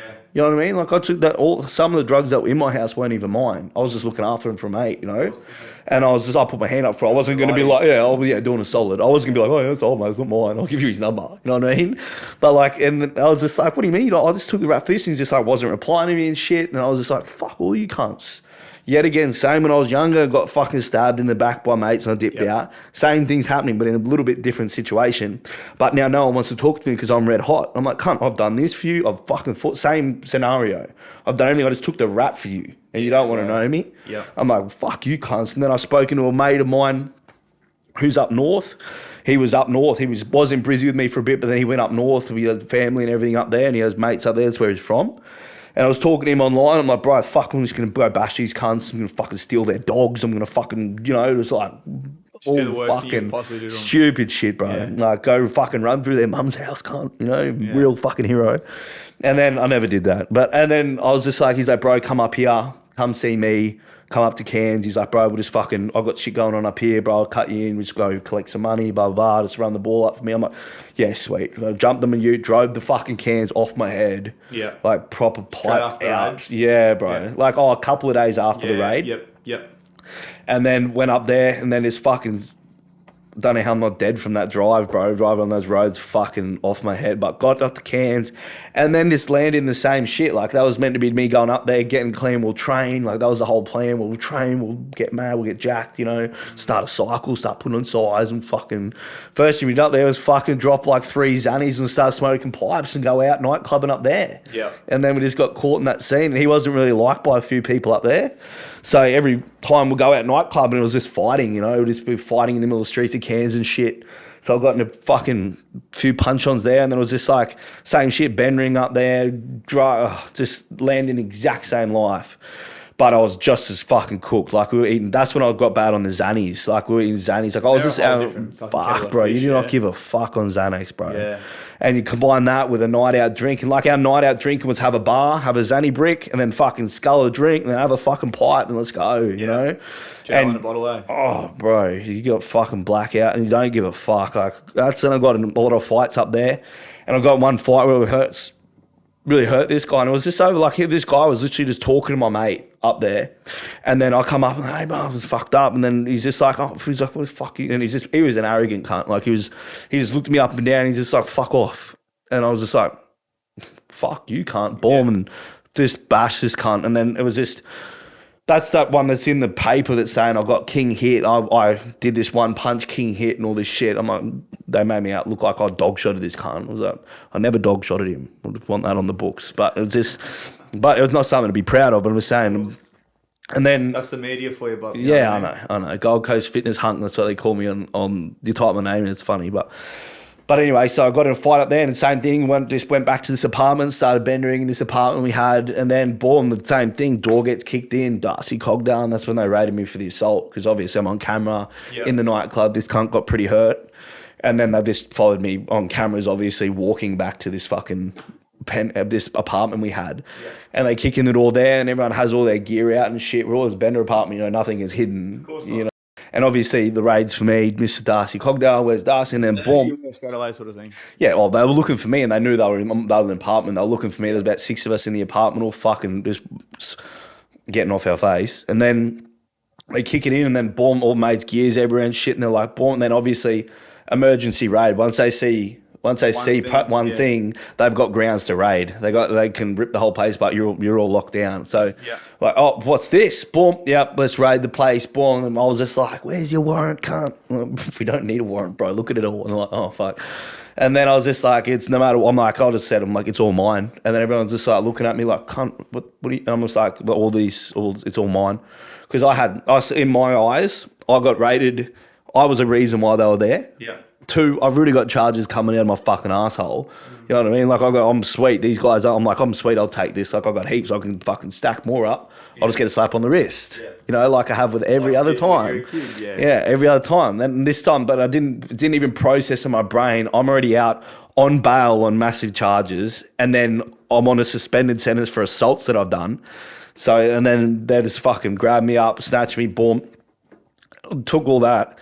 Then back to the watch house there all weekend. Got done on a Friday, so I'm in there all fucking weekend. If fucking anyone's done jail or even watch house time, you sit there from Friday to Sunday or Monday. It's fucking shit. Anyway, I was just like, give me my lawyer. Get me out of here. Get me bail. Blah blah blah. And they're just like, you're not going anywhere, cunt. I'm like, you're going to jail. I'm like, fuck off, cunt. I'm like, I'm not going to jail. Well, you wait. And then they call my names out. Boom. They're like, what's this for? Like, you're going on the bus. I'm like, bus? What fucking bus? Like, you're going to jail, cunt. I'm like, fuck off. I'm like, no way. And it just didn't even sink in till then. I'm sitting on the bus. Like, I have this cunt, you get little 2-man things on the bus and that. I'm sitting across this junkie and he's like, they're going, hey, bro, how are you, bro? I'm like, yeah, bro, I'm good, bro. No, I was like, this all hit me. I'm like, I'm going to fucking jail. And I was up in Cairns, bro. Like, Cairns jail, it's a blackfella jail. Like, no race vibes. I just mean, like, there's an Aboriginal jail, bro. Oh, there are, yeah. Bro, and Aboriginals run jails. I don't care what anyone says. In Brisbane, in all over Australia, Abos run jails. They get paid every week by cunts in there so the Abos don't bash them. You know what I mean? And all good on them. But it's just like, I was like, I'm going to fucking... That didn't even hit my brain until I worked. Well, first thing is I went there and then called mum. Mum and dad haven't heard from me in months. Like, since mum broke the news about her cancer and that, I haven't been there. Like, I should have been... Eats me up. Like, I should have been there supporting them, doing them, but I was out getting numb, getting fucked up, and it didn't all hit me like till I was there on the phone call to mum. You get your one call when you get there. Yeah. I'm like, hey mum, I'm in jail up in Cairns, and she's like, what? I'm like, I'm in jail up in Cairns. I'll talk to you soon. I've got to go. And then it's like, oh, and that was it. That was the phone call. That was it. And I'm like, put the number on my phone, went in there, and but I was scared, bro. Going to jail first time, like, you think you're invincible out here, but then you go to jail, like, that's where bad as a bad are. I'm like, when you land in a unit, you're with everybody, bro. With the murderers, with the drug dealers, with the fucking, everyone. Yeah. Everyone. Except kid touchers, they get their own fucking spot, which is dog shit, but whatever. But anybody, as he said, like, you walk into that first unit and you look up and it's this 50-man unit, all of them just look at you like you're a piece of meat, bro. That's fucking nerves, bro. Yeah. That's nerves. Carrying your sack, carrying your swag, bro. Like, holy fuck. Every cunt's is looking at me. I'm just like, look at the ground, cunt. Go put your bag down. Fuck, bro. Because I don't know what's going on there. Like, I've never done jail and shit before. I'm like, I'm going to get fucked in the ass. I'm going to get bashed. You know what I mean? Even though jail's not like that, but it's just... That's what everyone portrays it as. That's all everyone... That's the thing. Like, people think about jail as like they see on the American TV shows. To be honest, in Queensland, it's a cakewalk, but it's still a shit place because the people you're surrounded by, like... This is the thing, bro. You're a pretty smart guy. The amount of stimulation you have in there is null. But fuck, well, that's why I train my ass off. Surrounded by junkies. Yeah, I know. That's it. Yeah. That's it. And then, so I went in the unit, and the first thing I did was put my sack down. I didn't want to chat to any cunt. I'm like, first thing I'm going to do is go outside and train. Like, I just went straight to the yard. First thing I did was train. Just started cutting laps, chin-ups, dips, fucking burpees, chin-ups. That's just how I went. And I did that days on end. Like, I didn't make eye contact with anyone. I was just doing my thing. Like, I can hold my own, sweet. But when you get outed in fucking jail, you're not going to be able to have fun, cunt. You know what I mean? I just wanted to fucking do my jail. I wanted to fucking go train. Just fucking training's what I woke up to do every morning. Like, go outside, train. And then over time, like, started doing that, just training every day and shit. And then obviously people see you training and then he's like, hey bro, you want to come jump in with us? I said, what are you in for? And then you start chatting with cunts, and then suddenly I've made connections in there through training. Yeah. Just like I made connections on the outside with drugs, selling drugs, fighting. Now I've sort of found like I was training my ass off, and that people were interested in what I was doing was training, because I knew how to train. I was doing the chin-ups with the slow negatives and burpee sets. Everyone's like, you train fucking hard, bro. In my head, I'm like, I'm coming down off a fucking 10-year drug bender, cunt. I need to train right now. This is what's keeping my mind. I would out-train anyone at this point, cunt, you know? Coming down like, fuck. And then suddenly I'm doing pads with a few boys in there. Then we're doing burpee sessions together. Like, I started making mates in there. Then I'm sitting down having dinner with them at night. And I'm like, fucking thank fuck. You know, it's not that bad. Now, I've got mates in there. I'm doing jail. But every day I'll just call mum. And every day my mind got clearer and clearer. The only time I started to feel real fucking happiness in my life was when I was locked up. The first, because I never gave my brain, I never gave myself longer than 2-3 days off the drugs. I never gave myself a chance to feel naturally happy. I wasn't naturally happy until I was since 13. Yeah. You know, while I haven't felt happiness my whole life, I don't know what real happiness is. My happiness was using drugs to fit in, to cope, to get away from shit, to numb myself. This was my happiness. Yeah. I assumed getting on drugs and getting fucked up was happiness. I assumed that was the meaning of life. From such a young age, like you said, from 13 to experience that euphoria. Yeah. You obviously compare everything else to that feeling. But I didn't have any other feeling to compare it with. That's all I knew. Yeah. You know, like you said, like I wish I had happiness to compare to how drugs felt, and then I'll know it wasn't the best thing. Yeah. But then when I was in jail, training every day, just sticking to routine, structure, waking up, eating right, training my ass off. And then I started to actually naturally feel good. Like, I woke up and I'm like, I was sleeping better, because I'll train myself on the ground, because I'll call my mum every day and I'll be like, Mum, I'm going to change. This is it. Like, I promise, I'm so sorry for everything. Because in my head, I'm going to miss my mum's funeral because she's going through everything, so I can't be there for my family. I've let them down my whole fucking life and never given anything to be proud of. I'm not going to be able to be there for my mum's funeral, so again. Not going to be able to be there for mum's... Fuck, not even making sex, cunt. Not being able to be there for my mum, my little brother, my dad. I put them through fucking hell my whole life. Now I'm in jail and I'm going to miss my mum's funeral. And I've given him nothing to be proud of my whole life. And I'm like, I promised myself in there that I'm going to fucking make him proud, that I'm going to change my life. And that's when I started like clearing my mind. And this thought just kept coming up and up. And I started writing it down every morning. I was journaling in jail. All the shit that I'm doing on my Insta and everything I'm doing now is what saved my life and what I started doing in there. Yeah. I'd write down in that book every morning. I was like, no matter what happens to mum, I'll keep on the right path and I'll keep making her proud. No matter what. If she was going to pass in there, I'll be in the exact same spot where I am right now. Because I was going to keep doing what I was doing. And I knew training. Right? Yeah, every morning, bro. And then I started meditating. I didn't know what meditating was. I thought fucking weird hippies and shit meditate. But then I'm there in my cell with my eyes closed and shit, just thinking about all the stuff. I reflected on all the shit things I did. Yeah. I reflected on the pain I caused. I reflected on all how fucked everything was, and that I'm just never going to go back. And where was ever there any happiness? Like, I was waking up feeling amazing in jail. Every day with no drugs. Crazy sort of bit of polarity, right? Because obviously outside and with the drugs, you were feeling okay. Yeah, you were feeling like a sort of human being. Yeah. Without them, you didn't. But when you were in jail, it was the first time you actually experienced that fucking happiness or that fucking feeling of normality without anything that was substance. Yeah, and having a clear mind. So this is like the turning point for you, yeah? Yeah, well, massive. Yeah, well, the turning point was just me finally giving myself long enough off the drugs and realizing like I'm going to miss my mum's funeral. I've fucking just... And it ate me up, and I was ringing mum every day. I'm fucking promise you, I hope everything's okay, and just making sure she's okay. And so I couldn't sleep at night, bro, because I'm just thinking all night like I'm wake up and she's gonna be dead tomorrow. You know what I mean? Like, and I'm stuck in here, even asking the screws and shit, what happens if a family member passes? Can I get a fucking pass out? They're like, don't pass out. You're not going anywhere, bro. I'm like, fuck. And then every day, mind got clearer and clearer. Kept promising and just kept sticking in routine, just doing my thing, and then. I was up in Cairns and I got flown down to Brisbane jail. So I was on the one end fucking conman jet. Yeah, landed in BCC, then went straight out to Woodford. Yeah. And then that's where I did my time. The same thing. I was in another jail where I know no one. So I was away from all the people that I was mates with up north. You know, down there, I'm back in a jail where I don't know anyone. Fucking back to square one and go train. It's what's going to get me through here is just go outside and train. And I did it. Same thing happened. People were like, fuck, you train hard, bro. And I got respect for that. And I was like, yep. And then next minute I was training with a group of people in there that made good mates in there. Like I still talk to them this day. I'm not saying I'm going to go we don't go partying that together. I don't party or anything like that. But I'm just saying like there's still people that I know, you know? Yeah. And yeah, just started doing that. And then obviously I went for Supreme Court bail. Because I kept going with my lawyer, like, I need to get out, I need to fucking go in there in case my mum dies. I've got to be out there, I've got to be there and see her. In case something happens, I won't be able to live with myself. So we kept pushing for bail, denied. Then we go Supreme Court bail. And then that got approved. So I got Supreme Court bail after about 8 months. And I got out and then went home. Then just started doing my thing. I was just like, I had to get bail to a rehab. So I came out.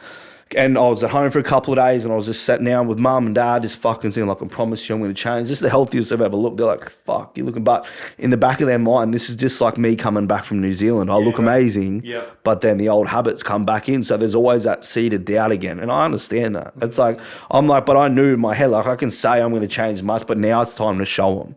You know, it's time to fucking make these words matter and show them. Words are nothing. I've lied my whole life. I lied through my teeth every day to go out to get drugs. Say I'm going to fucking change. Say I'm not doing this, not doing that. Lying to their face. Spat in their face my whole life, bro. You know? And so this time I'm just like, I'll show you. Like that's what I said to him. Like, I'll show you. That's what I said from day one. I'm like, I'll show you what I'm going to do. So came down to Gold Coast, moved down here just to get away from everyone in Brizzy. I was never going to fall back into old habits. Like I'm sober from that day till now. Like I'm still sober. But and I always knew in my head I would never touch drugs again because I felt off my head every day. I feel amazing every day. I'm fucking, look at me now. You know, but then it slowly came out, went to that rehab down at Mirakai here at Burleigh at Gold Coast. Went there for, I think it was like 2 months or a month or 2 months in-house rehab, so I was staying there. And that was a part of my conditions and that, and I was training there, and I started training there. There's a gym there, but it never got used. It was just all these junkies and addicts and shit in there, just all like sitting around meditating and shit. And I'm like, you just need to train. Like, it's one thing doing that, but you need to fucking exercise, bro. So I'm in the gym training, then I'm just getting other people to come in and train with me, and I'm sort of PTing people in the rehab, just like I was PTing, like, I was running like group sessions in jail with all the boys. Like, I was running F45 classes in the yard. We were doing like 10 burpees, sprint, 10 times. I would put together all these workouts in my head and we'd run it, and they were fucking stupid. Weight, all that sort of stuff. We'll do 1,000 burpees every morning. That was the thing. Like, it was fucking hectic training. The hardest I've ever trained in my life was in jail. It's fucking hectic. It's something else, it really bro, is. it's next level, bro. Because but it's awesome. Then everyone was jumping in with me, training with me in there. They were starting to lose weight. They'll go to visits, come back and be like, man, my missus says I'm looking mad, you know, like there was all positive stuff from it. And then I started training people in the rehab again, and they were just like, they were blown away. They're like, okay, it's time for sessions with Darcy. Like, it was a part of the rehab now. You know, the rehab's just like, we've never brought exercise into this. It was just sit around, meditate, gratitudes, all this sort of what to do to cope with your triggers and all that sort of shit, rehab shit. They never like brought exercise into it. And then next minute it's okay, 10 a.m. We're doing sessions with Darcy, you know, and I'm an impatient and I'm running sessions in the rehab, and I'm like, this is mad. And then I left the rehab. I was working in a burger joint, Milky Lane here on the Gold Coast. Good mate of mine, Ollie Frost. He put me in. Said, hey, work in my burger shop till you get on your feet. You can stay in my house. So I was working, I was sleeping, staying at his place, still paying rent and that, but working there nights, doing my PT course, because I started doing my PT course.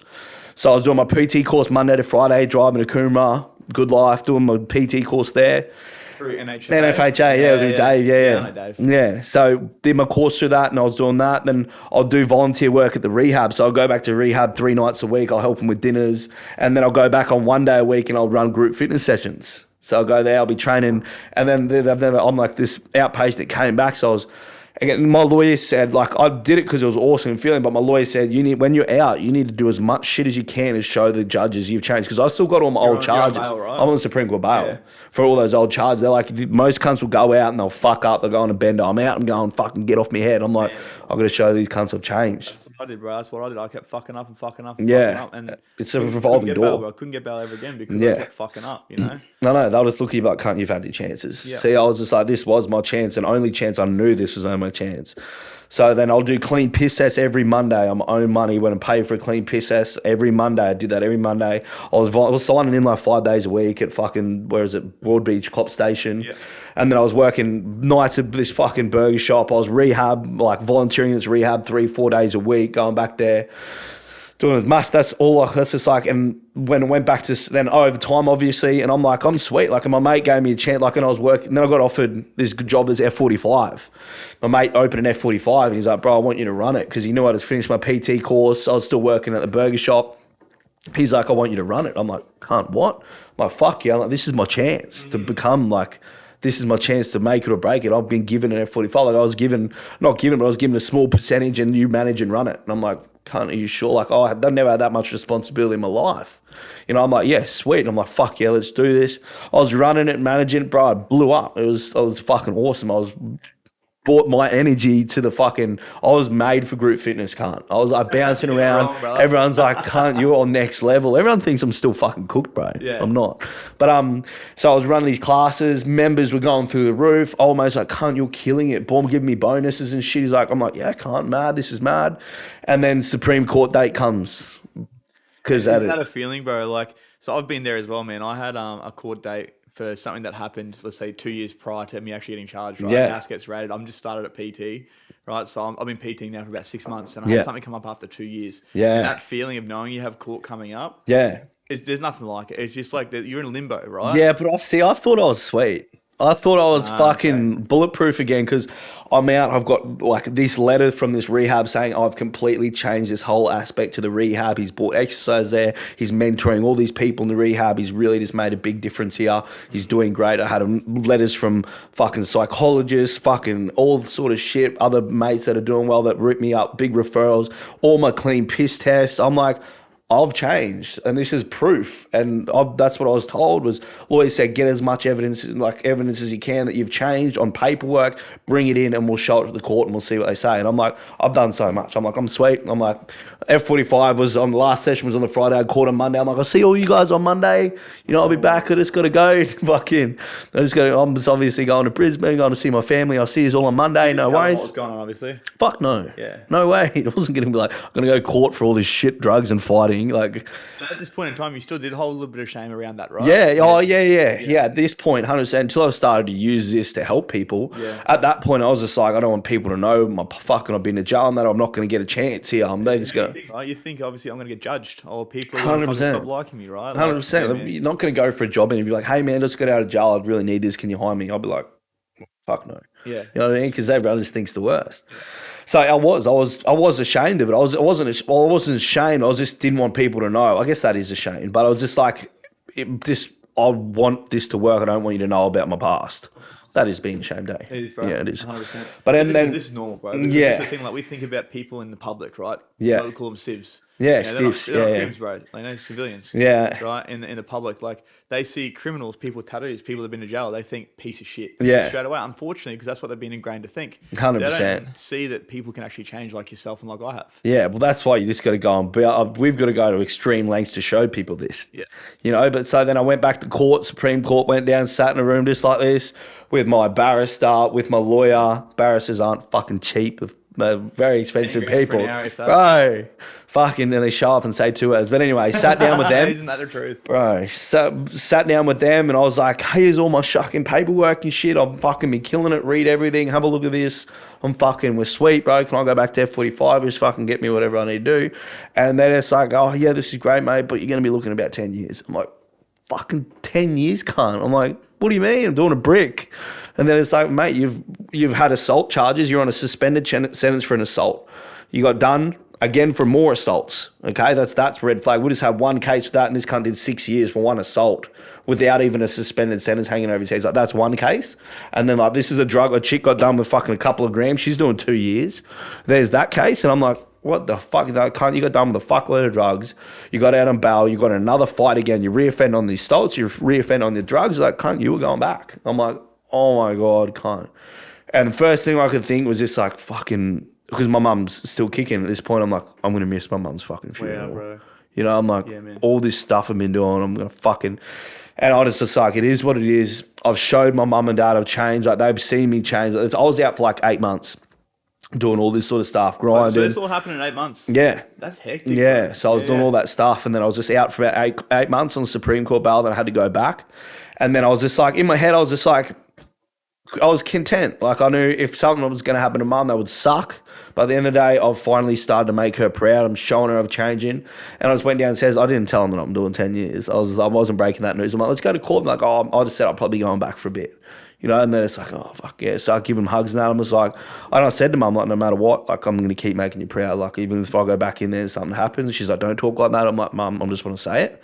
I need to say it. I'm like, even if something happens to you, I'm going to keep making you proud. I'm going to keep on track, and I promise you I'm not going to go back. And that's when I seen, and she's like, I know. And she believed me, you know, and I was just like, boom. I was like, fucking drop the mic. You know what I mean? I'm like, this is what I wanted. I'm like, I love ya. And then hugged her, and then went in, boom, sat down. Then sitting there, and the Supreme Court judge even said, this is the best rehabilitation I've ever seen as a Supreme Court judge. This chick's been like a Supreme Court judge like 10 years. Yeah, she said, I've never seen someone put this much effort into like actually changing. Like, I had a folder like this of letters, referrals, all my clean piss tests, everything. Letter from the rehab saying I've completely changed the whole fucking aspect of the rehab. I'm saving lives in there and shit. I'm back mentoring there, all this sort of shit. Signing in every day, everything. I was like, and then she's just like, look, it's awesome what you've done, and I really hope you continue doing what you're doing, but you're going to be going back. And she's just like, I'm going to give you 4 years, serve 16 months, so 4 year top. So, and then she gave me time served as well, which I don't have to. They could wipe that and say start fresh. So I had the 8 months, and I just had to go back for another 6. So realistically, I kicked fucking goals. I was like, or even I turned around, my lawyer's just like, thumbs up, cunt. He's like, yes. I'm like, sweet. And I looked at mum and dad, I'm like, oh, fucking, I love you. I'll go do it good. And they're just like, yep, no worries. And then just went back in, lobbed back in jail, bro. Same unit, same boys. Everyone was still there. Everyone's like, oh, you're back. Training I'm like, same. Nah, they stopped training when I was gone. You did, but yeah, I got them back in there. I come back, they're all fat again. Yeah. I was like, what are you cunts doing? And like, went back in there. You know, a few of my boys, like one of my boys, love him. Okay, took his shoes off his feet. Here, bro, here's a pair of shoes. I'm like, you know how that is. That's massive, bro. That's huge. That's huge. So for like him to do that, and then I just landed back into training camp again. This second time in jail was sweet. Like, I'm like, whatever. I know everyone. I'll go in there. I'll just fucking do. I'm not going like everyone. Back to Woodford. Yeah, back to Woodford. In res or? Yeah, I went down to res. I ended up doing most of my time in res. I understand res is pretty much like a little community. Yeah, it's like a little fucking holiday it's better camp. than fucking the units, right? Yeah, fuck yeah. Units are shit.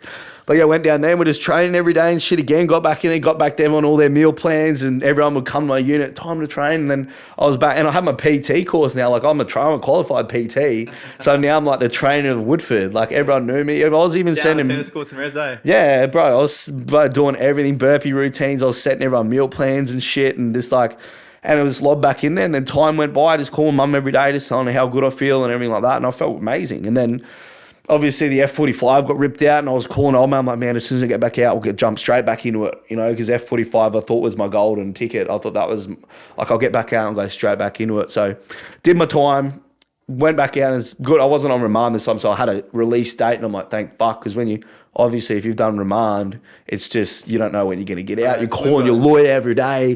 When's happening? What's happening? He's kind of like, fuck Why off. is the court date being pushed back? Yeah, what's going on here? I know. And you think you're a lawyer, and you're like, no, this is going to happen, and nothing ever works all out. The boys are told, just like Dr. Google. They're all exactly.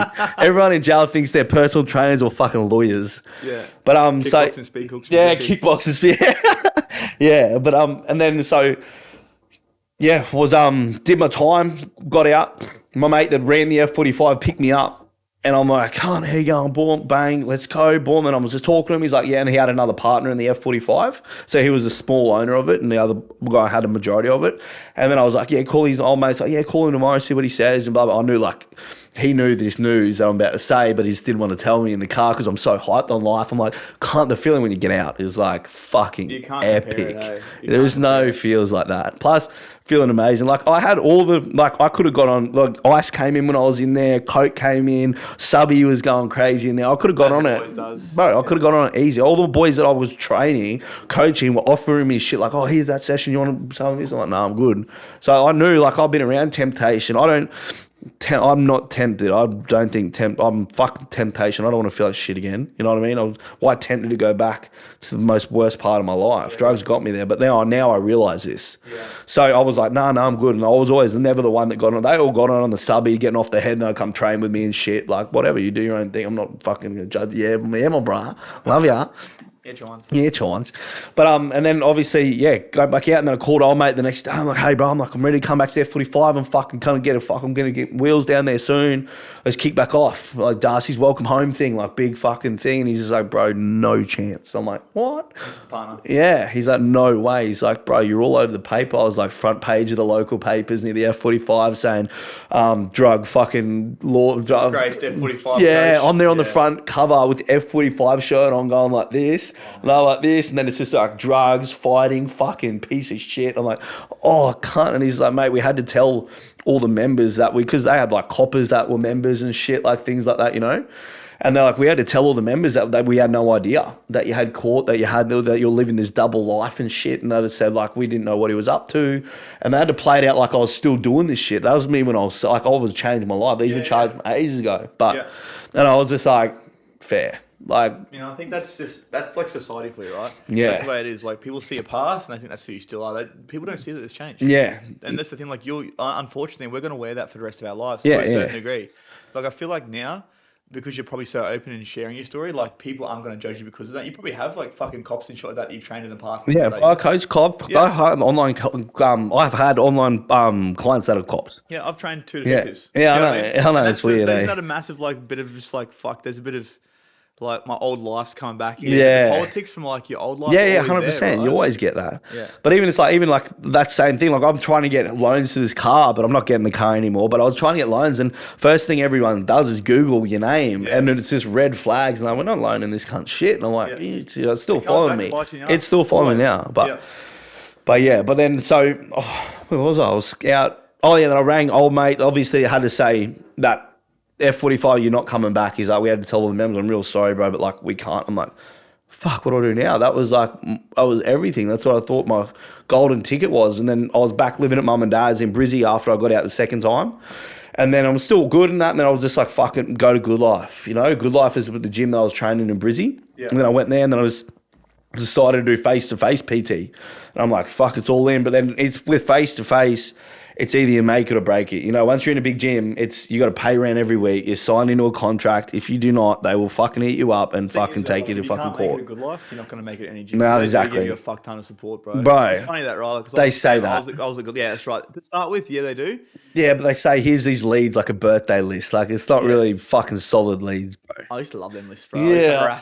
I know. But yeah, exactly right. Like, the thing is, like, I feel like as far as it goes for a lot of gyms, like the small box gyms, big box gyms, like Good Life did, I guess, help to set us up in the beginning. They were good. Right? You're not going to go to a little gym and get as many numbers as you would in a big gym. You look at the client pool you got. Yeah. But so then went there, just started working the Good Life Cherm side, and that's why I was like, fuck, this is my chance again. Like, I'm going to go all in.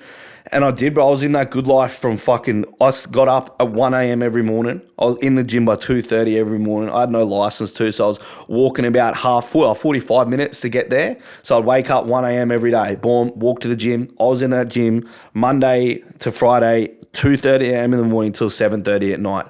I slept in that gym. Oh, there was a childcare section out the back. And you pull up a little seat at lunchtime, Yeah, and I'll just have a little hour nap. Obviously, there was no fucking kids there when I was sleeping. That would have been fucking weird. But I'll just have a little power nap when it was dead around lunchtime in the gym. And I'll have an hour sleep, get up, go back out, splash water on my face. Just like after a bender, splash water on my face, I'm sweet. Yeah. Go back out there and just fucking kept going. But I got all my sessions from off the floor, going up to people, talking, introducing myself, saying hi to everyone. Whoever walked in that door, I was like, I'm going to say hello to everyone. I'm going to get to know by everyone. I'm going to be the trainer here.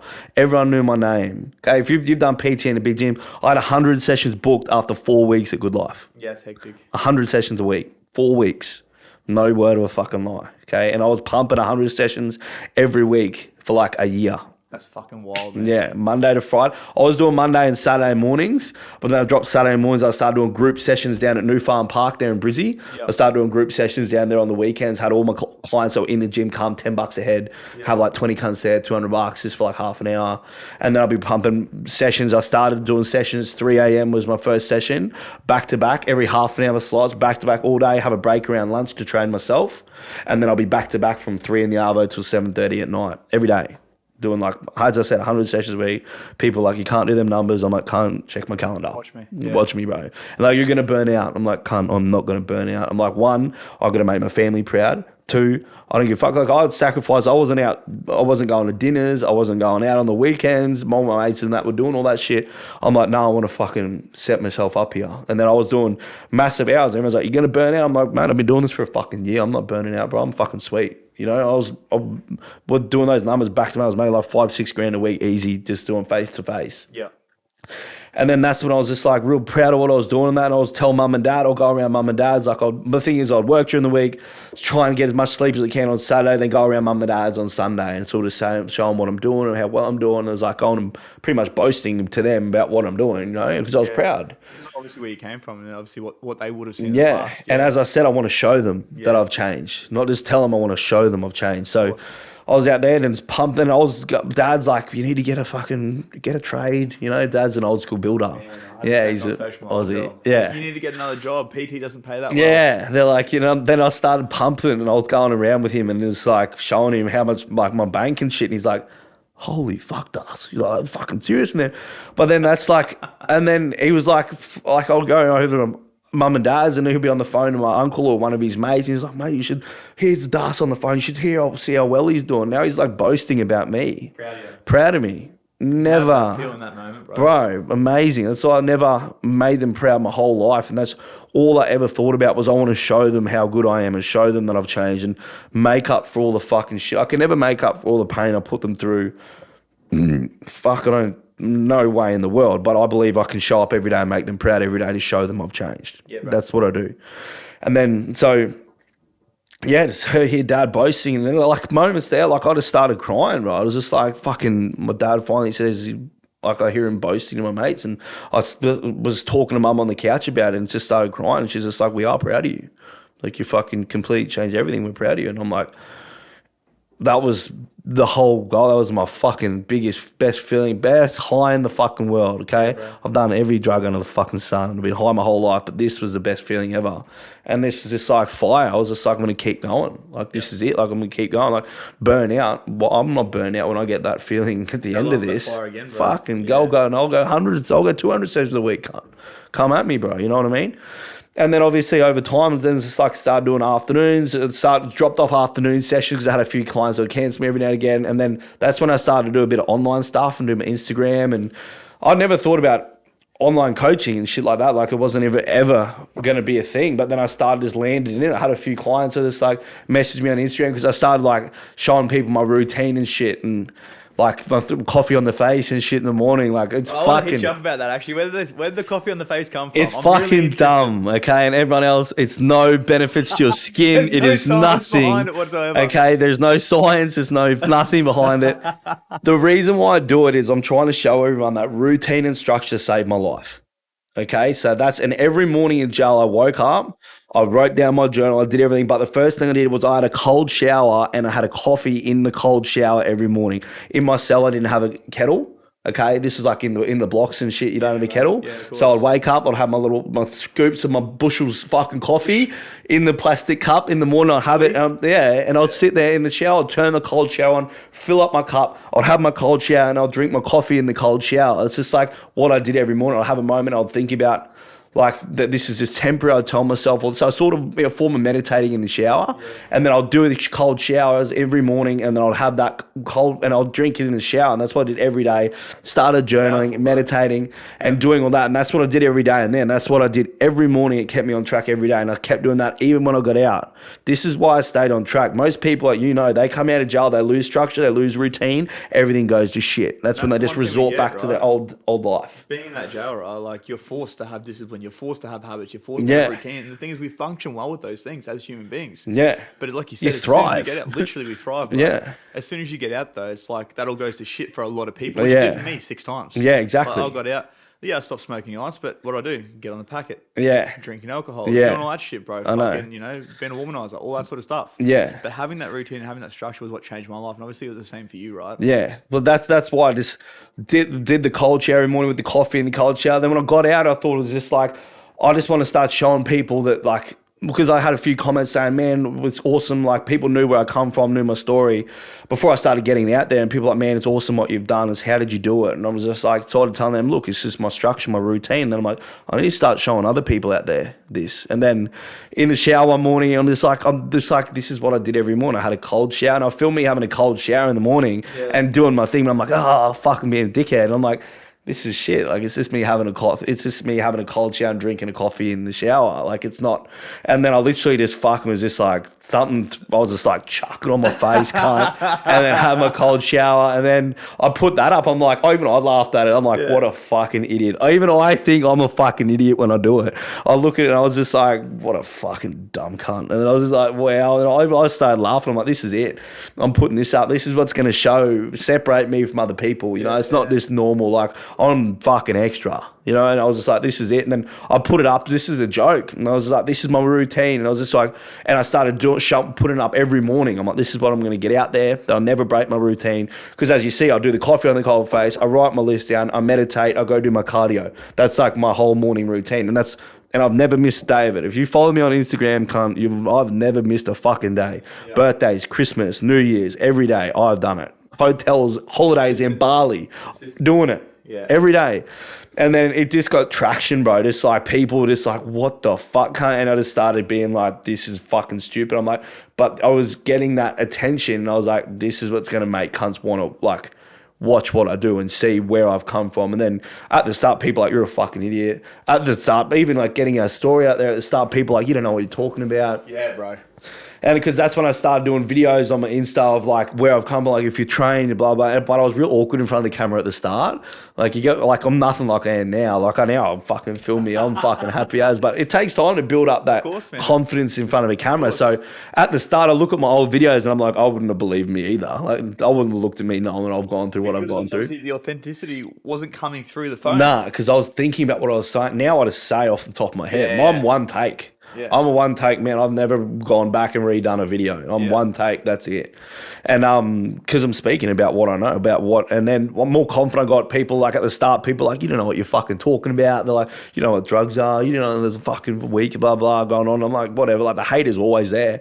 And then over time, obviously, people started doing like work with kids and like helping other people. They're like, fuck, this cunt's actually a decent bloke. And then I found my before and after photos, like back when I was iced out, when I was fat. Yeah. And then that's fucking, thank fuck I had that, because I wouldn't believe me. Look at me now, saying where I've come from. People are like, fuck off, you were fat. Fuck off, you were on the drugs, Right, it's crazy. I know. I was just like, I was. And I got those photos and started putting them out there. And people, that's when it just blew up. My online presence literally blew up overnight. I put this post up. I was there. And like even, I like there, didn't even mention, but like when I got out and doing good things, like I met my fiance. Like I never thought I'd have love, I was just going about, my misso just said, get it out there, the post, and she supports me and she's my biggest supporter, she's the best. But those sort of things I never thought I was worthy of love. I didn't think, back to the day when I got set up for Kiss a Girl, like I never had confidence in front of women. I never thought I could have that childhood experience. Yeah, and I was traumatized from it. I never really had girlfriends and had things like that along my times. Like I had flings and shit, but that's it. Like I never thought.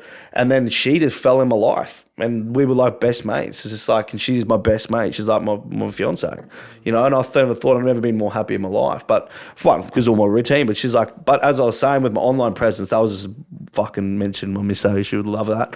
Bit of sidetrack, but we're back. Sorry, okay. And then but then she's just like, just put it out there, fuck it. And I was just like, yeah, fuck it. I had my before and afters of when I was fat, and then I had one when I was all iced out. And that photo when I was iced out, looking fucking cooked as, that was like 3 days before I got fucking raided in that penthouse apartment. That was probably my worst point. And then And then the photo of me when I was just looking jacked and like fit as fuck, big smile on my face. And then I posted that and just put a blurb in it of just like my whole story, just like saying, look, I've been where you've been, blah, blah, people can relate, blah, blah. And then boom, just got shared and shared and shared. And before you know it, heaps of people hit me up. How'd you make this change? What the fuck did you do? And then I'm telling people like you and me, like people who are struggling out there, I'm going to say, look, wake up in the morning. First thing I want you to do is have a cold shower. Next thing, I want you to write your list down. And heaps of other little tips and stuff that are all in my online coaching that I built this. And I was just writing it and I was like copy and paste. It's like, try doing this. And then these people come back to me like, man, I feel fucking amazing. And it's like I've just found the key to like helping people that are in that spot. And I'm going to add this into my online coaching. I'm going to start teaching people how to do this. Yep. And I sort of landed into online coaching and then landed into online life coaching. Like that's what I am. Like I'm a mentor. I'm like more of a life coach. Like, yeah, my transformations online are hectic. That's what happens when you get people's mindset right. Yeah. Like that's the power. Anyone can look that fucking good. As soon as I start, because I get in people's heads with my online coaching, I don't just give them the plan and be like, all right, good luck, here's this. I'm asking in my fucking DRC army. I message them voice notes every morning, making sure they're on track, just reminding them. They fuck up, they go on a bender on the weekend. I'm there on Monday to pick them up. I'm like, man, where are you? If I don't get a message from them on Monday or they don't reply to my Monday message, I'm like, what's this cunt doing? Like, what's going on? What's up? Are you okay? You know, and 9 times out of 10, like, man, I fucked up. I'm like, well, let's get back on track, cunt. Yeah. You know what I mean? Pick yourself back up. It's either you only fail, okay, if you give up. You don't fuck up. If you fuck up and give up, you fail. If you fuck up and get back up, you're fucking sweet. Hurdle. It's done. You're back on track. Yeah. I fucked up thousands of times in my fucking life. Like thousands, okay? I didn't just flick the switch. Yeah, I did when I got locked up. But before that, I said I was going to change 1,000 times until I was introduced. Like I never really had someone to be like, Darcy, get back on track. Darcy, go write your list. Darcy, make sure you just fucking stop doing this. Like, but now I find I'm that person that I wish I had back then. Because it took jail for you, right? Yeah, but I don't want people to go to jail. Of course. Don't go to fucking jail, okay? But I'm just like, it's just putting that out there. Putting it out there, okay? But it's just, I'm trying to teach people the things that like save me. And that's what I'm doing. And now my online coach is blowing up. It's awesome. Like it's fucking changing lives, bro. You see the feedback messages and shit I get. Unreal, they're epic. Okay, and they're people, like I've had people message me, people message me saying literally before I started your program, I was literally going to kill myself last week. You've literally saved my life. You've saved my family's life from going through this. And I'm just like speechless. I'm like, well, bro, that just makes obviously everything you went through so worth it, right? every second was worth it. Yeah. For where I am now, my mum's still here at the moment. We're coming to the arse end of it, but I know that she's still going to, like, even I'm going to be so content. Like, she's going to pass, but I'm going to be knowing, and she knows, and my family knows that, one, I'm supporting them now. I pay for all their stuff. I support my whole family. I do everything. I've got my whole family on my back, everything. It's not like they're on my back, but I want to. This is me fucking saying, you do not have to worry, because I want my dad to be able to spend more time with my mum before she goes. I don't want him to have to worry about money. I don't want him to have to stress about bills or anything. I'm like, fuck that. You spend time with your fucking wife, my mum. Yeah. You know? And it's just like, no, I know that when she goes, that she knows I'm going to keep making her proud. She knows I got my beautiful fiance there, that I'm safe in those ways. I've got someone to support me. She knows, and my family knows, that they will never struggle a day in their life, because I'll have them easy. No, they will never struggle in a day in life. I know for a fact. Yeah. And I will never either, 100%. But that's just, I'm content as fucking life right now. And that's what I'm trying to show people, that there is happiness out there, that there's anyone can make changes. Just like you with your message. Come from, right? Yeah. Where you've come from, what you've done, bro. The past in the past for a fucking reason. Exactly. Right? But and then you alone have full control of your future, right? And exactly. That fucking tenfold, man. But at the end of the day, but also everyone has their own. Everyone can make their own choices. Yeah. Everyone can blame this. They can blame that. I used to blame everything else but myself. But at the end of the day, I got me to jail. I got me to those points. I got me to the point where I wanted to kill myself. I got me there. You taking ownership of your shit, right? And I never used to own anything. It was someone else's problem. It was not my fault. I'm fucking sweet, you know. Locked you up. The cunt that snitched on you. Fuck it. The person that owed you money. It was everyone else's fault. Your parents were kicking you out. This, that, the other. That's exactly right. And then when I started owning, I'm just like, boom, those are my own choices, and now I make my own choices. I don't get tempted. Mate, I've fucking racked up lines for my mates, bro. I'll light a pipe for someone. Like, I'm not anti-drugs. Drugs affect me. Like, I'm just saying, if you're doing drugs and you're just on a happy path to it, sweet, you message me, you reach out to me when you're at your rock bottom. I'm there helping people that are at that point that I got to, that life's fucked. Just put that out there because I think there's a big stigma there around people that do take drugs and people like yourself and I that don't really take drugs, right? Yeah. So like I still partake from time to time, but not as much as I used to. Yeah, but yeah. people think that when you're sober, you're going to judge them for what they're doing. Yeah. But there's none of that, right? Like there's no judgment whatsoever, yeah? Fuck no, I don't judge anyone. If you're on, bro, I've seen more sunrises than most cunts have had hot dinners, brother. Yeah, you know what I mean? Yeah. But I'm not going to judge anyone. But I'm there for people that get to that point that want to change. If you want to change and you reach out to me for change, I will change your life. I'm 100% confident I can do it. There is no, if they want to actually commit to everything to my program and what I do, and that's it. If they want to go 100 balls, it's not just put a toe in. No, it's not just, I'll just do these little bits. If they do everything I tell them to do, plus they keep in touch with me, plus they do everything I say, I will completely change your life. But if people are still going on benders on the weekend and but these people are just like, they think it's normal to feel down and shit like that. But I'm there. I'm not going to be like, oh, you do drugs, I don't want to hang around with you. All my mates do fucking drugs. Everyone I know gets on it still. Yeah. But I'm not there to judge them. I'm not their fucking mum. Bro, as I said, I'll line up lines for the boys. I'll be there. They'll be doing it in front of me. I'm not going to judge anyone. I'm not. I'm like, yep, go hard. Fuck, have a bigger one. You know what I mean? Like, I don't. It's not. It's not about that. I'm not going to be like, oh, you're fucking doing drugs. You're bad. Like, I can't. I've been there. I'm like, they're like, do you mind if I do it around you? I'm like, cunt, I want you to do it around me. I don't want you to treat me any different. Yeah. You know, I'm still one of the boys. I'm still me. I just don't touch that anymore because it got me to my lowest point. Yeah. Not you didn't get me to my lowest point. My mates didn't get me to my lowest point. They're not doing it. That shit was the biggest I got it. I snorted my own. I got my drugs fucked my life up. Yeah. You know, it's just I'm not tempted at all. I'm sweet. Like, don't you get tempted? Don't you get triggered? I never get triggered. Triggered for what? Wanting to go kill myself again. Triggered to go back to being depressed again. Triggered to hating every day. Triggered to letting my family down again. Triggered to, that's what I look at it like. Yeah. I'm just going to go back to that piece of shit I was.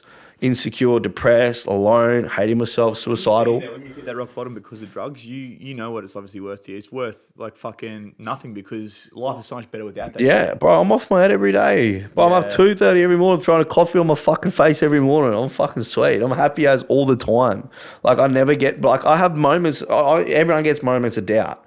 Like I'm just like, I question what am I doing right now? Am I really, because I get people obviously online being like, fuck, you don't know what you're doing, all this and that. Of that like imposter syndrome from time to time? Not now. I did before. Yeah. But like now people see all the videos. Like I mentor those kids. I did the speeches in front of the schools. Yeah. I mentor those young kids in the schools, like doing the gym with them and shit. And people are like, fuck, this guy's actually a good guy and he's actually trying to make a difference. So it's like, which I am. Well, that's why I'm doing everything I do, like helping these kids. All that mentoring, I did all that for free, all the speeches, everything. Like I don't charge any of that shit. Because money's not even a thing. Money comes. I'm making a lot of money right now, but it's just like, it's not even a thing. It's just like money goes in my account. As long as I pay my bills, I'm sweet. I'm more concerned about how my people are going, how my DRC army, I'm more concerned about this person hasn't relapsed and hopefully I can make him feel better. Because as I said, the messages I get and shit are fucking epic. They're just like, man, like literally I've never felt this good in my life. Every single person I coach messaged me that. Every single one said, man, I've never been this. Me and my wife aren't fighting anymore. Wonder why? You know, it's just like basics, right? I'm feeling amazing. And like fathers and mothers reaching out saying, man, I'll finally be in the role model I want to be. I'm finally setting the example. And that's what I tell them. I'm straight up with everyone. I'm like, if you want to be that role model, like I'm not a father or anything like that, but I'm fucking like, if you want to be the role model you want to fucking be, what example are you setting? That's right. You can't be just going, oh, I'll look after you Monday to Friday and then I'm going to fucking get on the weekend. Yeah.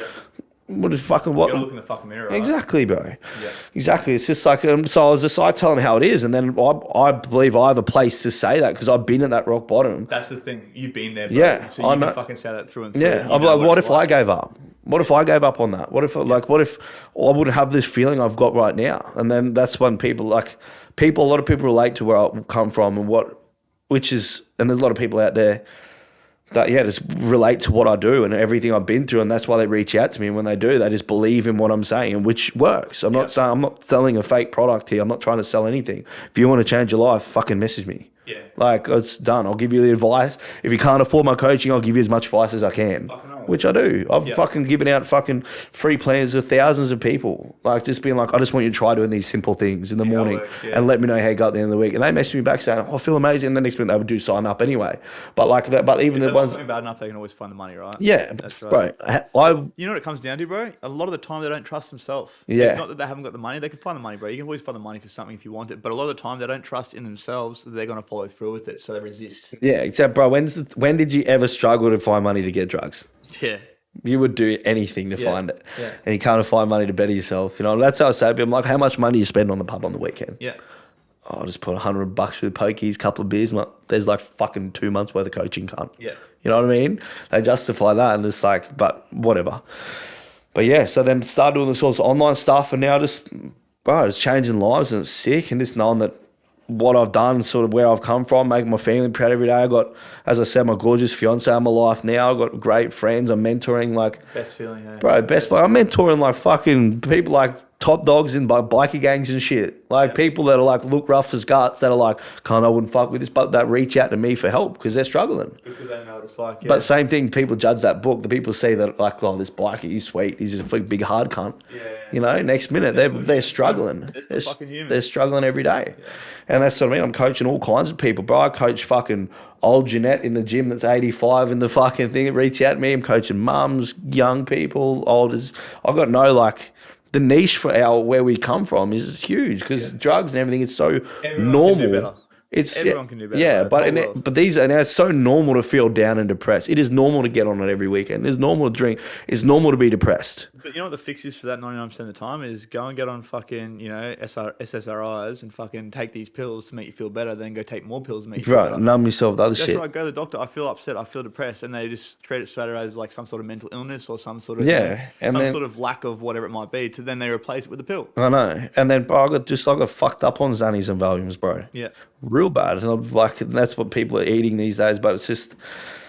Yeah, if you just decide to start working on yourself, bro, it's just life gets so good, but no one gives it long enough. That's the thing, you know, it's consistency. But I think a lot of that will come down to the habits, right? Because they're in the habit of doing something.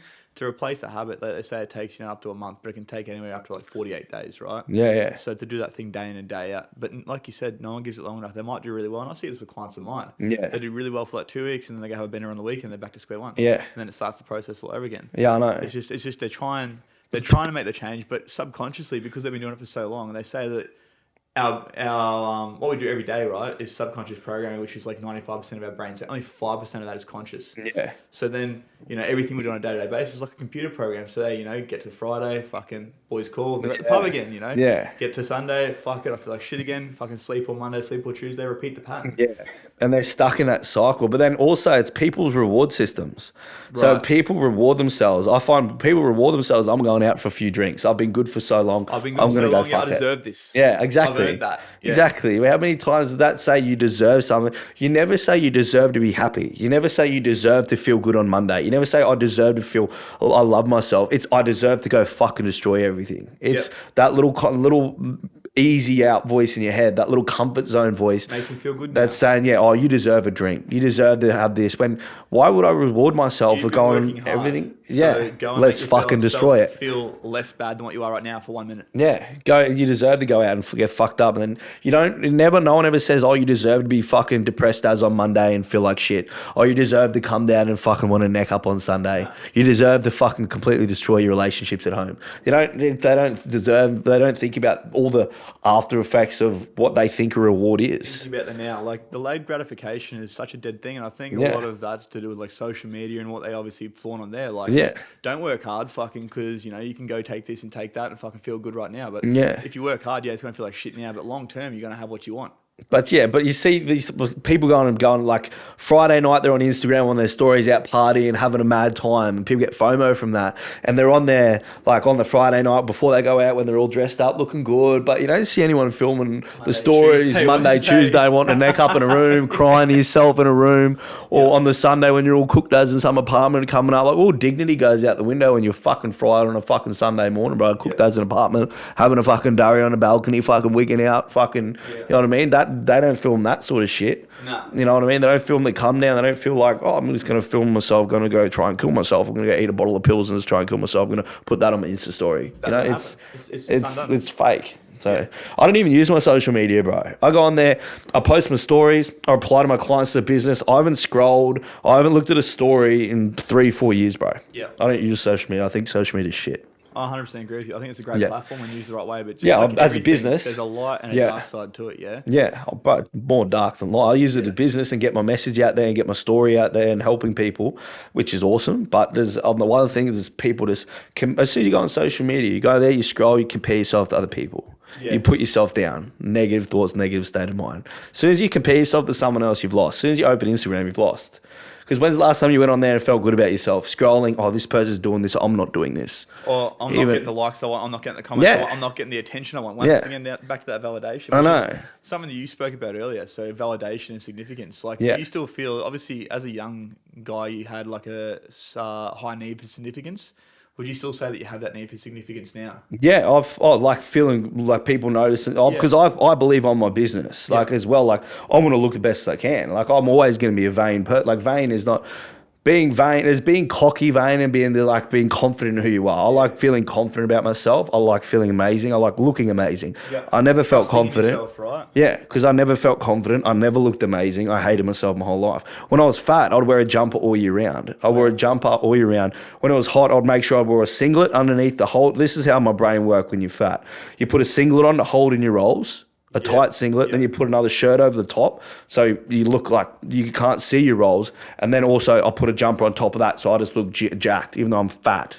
Like it's just I never was confident without a shirt on. Makes you look bigger, which in turn means you're going to get noticed more, right? Yeah. So that's just the whole. So yeah, I'm still vain to now, but I don't put selfies up on my Instagram of me naked in a fucking mirror. Like I don't seek validation. That's the thing, right? I think there's, like I said, there's a dark side and a light side to it. So now the significance is coming from a place of I want to be known as the person that wants to help people. Yeah. Once upon a time it was, how can I get this attention? Because it makes me feel good. Like I did, like back when before I started making changes, like back before I was doing this, I'll do the whole, I'll seek validation online in those ways. But now it's just like I don't need that validation. I love what I see in the mirror. Yeah. I wake up feeling amazing about myself. I don't need someone to tell me this. Yeah, right. You know, but I just feel like I love looking good. I love being like, but that's how I'm my business. I'm a coach. Like, so self-image would be a high priority for you too as well. Bro, massive. But I love feeling my best when I look my best. Well, at the end of the day, man, you're a coach, you're an online coach. People are not going to buy from you if you look like shit. Exactly. And I'm going to be flogged out. I know. That PTs do you see doing well? Heaps, bro. Oh, none. But there's heaps out there. Yeah, 100%. But like it's same thing, like on my Instagram and stuff, I put up my before and afters. I put up my motivational stuff. I do put up photos of me in the gym being a fucking idiot, like, because that's what I don't want to be like a normal fitness coach that's there with a protein powder they don't give a fuck about, being like, fucking buy this off me. Use my fucking discount code. My discount code. Yeah, fuck. Go. No, but it's no, I don't want to be like that. Yeah. That's not the reason why I'm in here. I'm not here for I've had protein brands, I've had endorsements, I've had people offer me 10 grand to promote their shit. Like I've had, like they would have paid me cash, transfer me if I just put a photo up with this brand and promote it and would you endorse for us, be an ambassador? And we'll give you free subs, we'll pay you cash every week. That I've had that offered to me thousands of times and I've said no every time. Yeah. I said, no, sorry, that's not what I'm about. That's not what I want to do on the Instagram. Like any normal person would sell out, be like, yep, fuck, I'll start promoting this.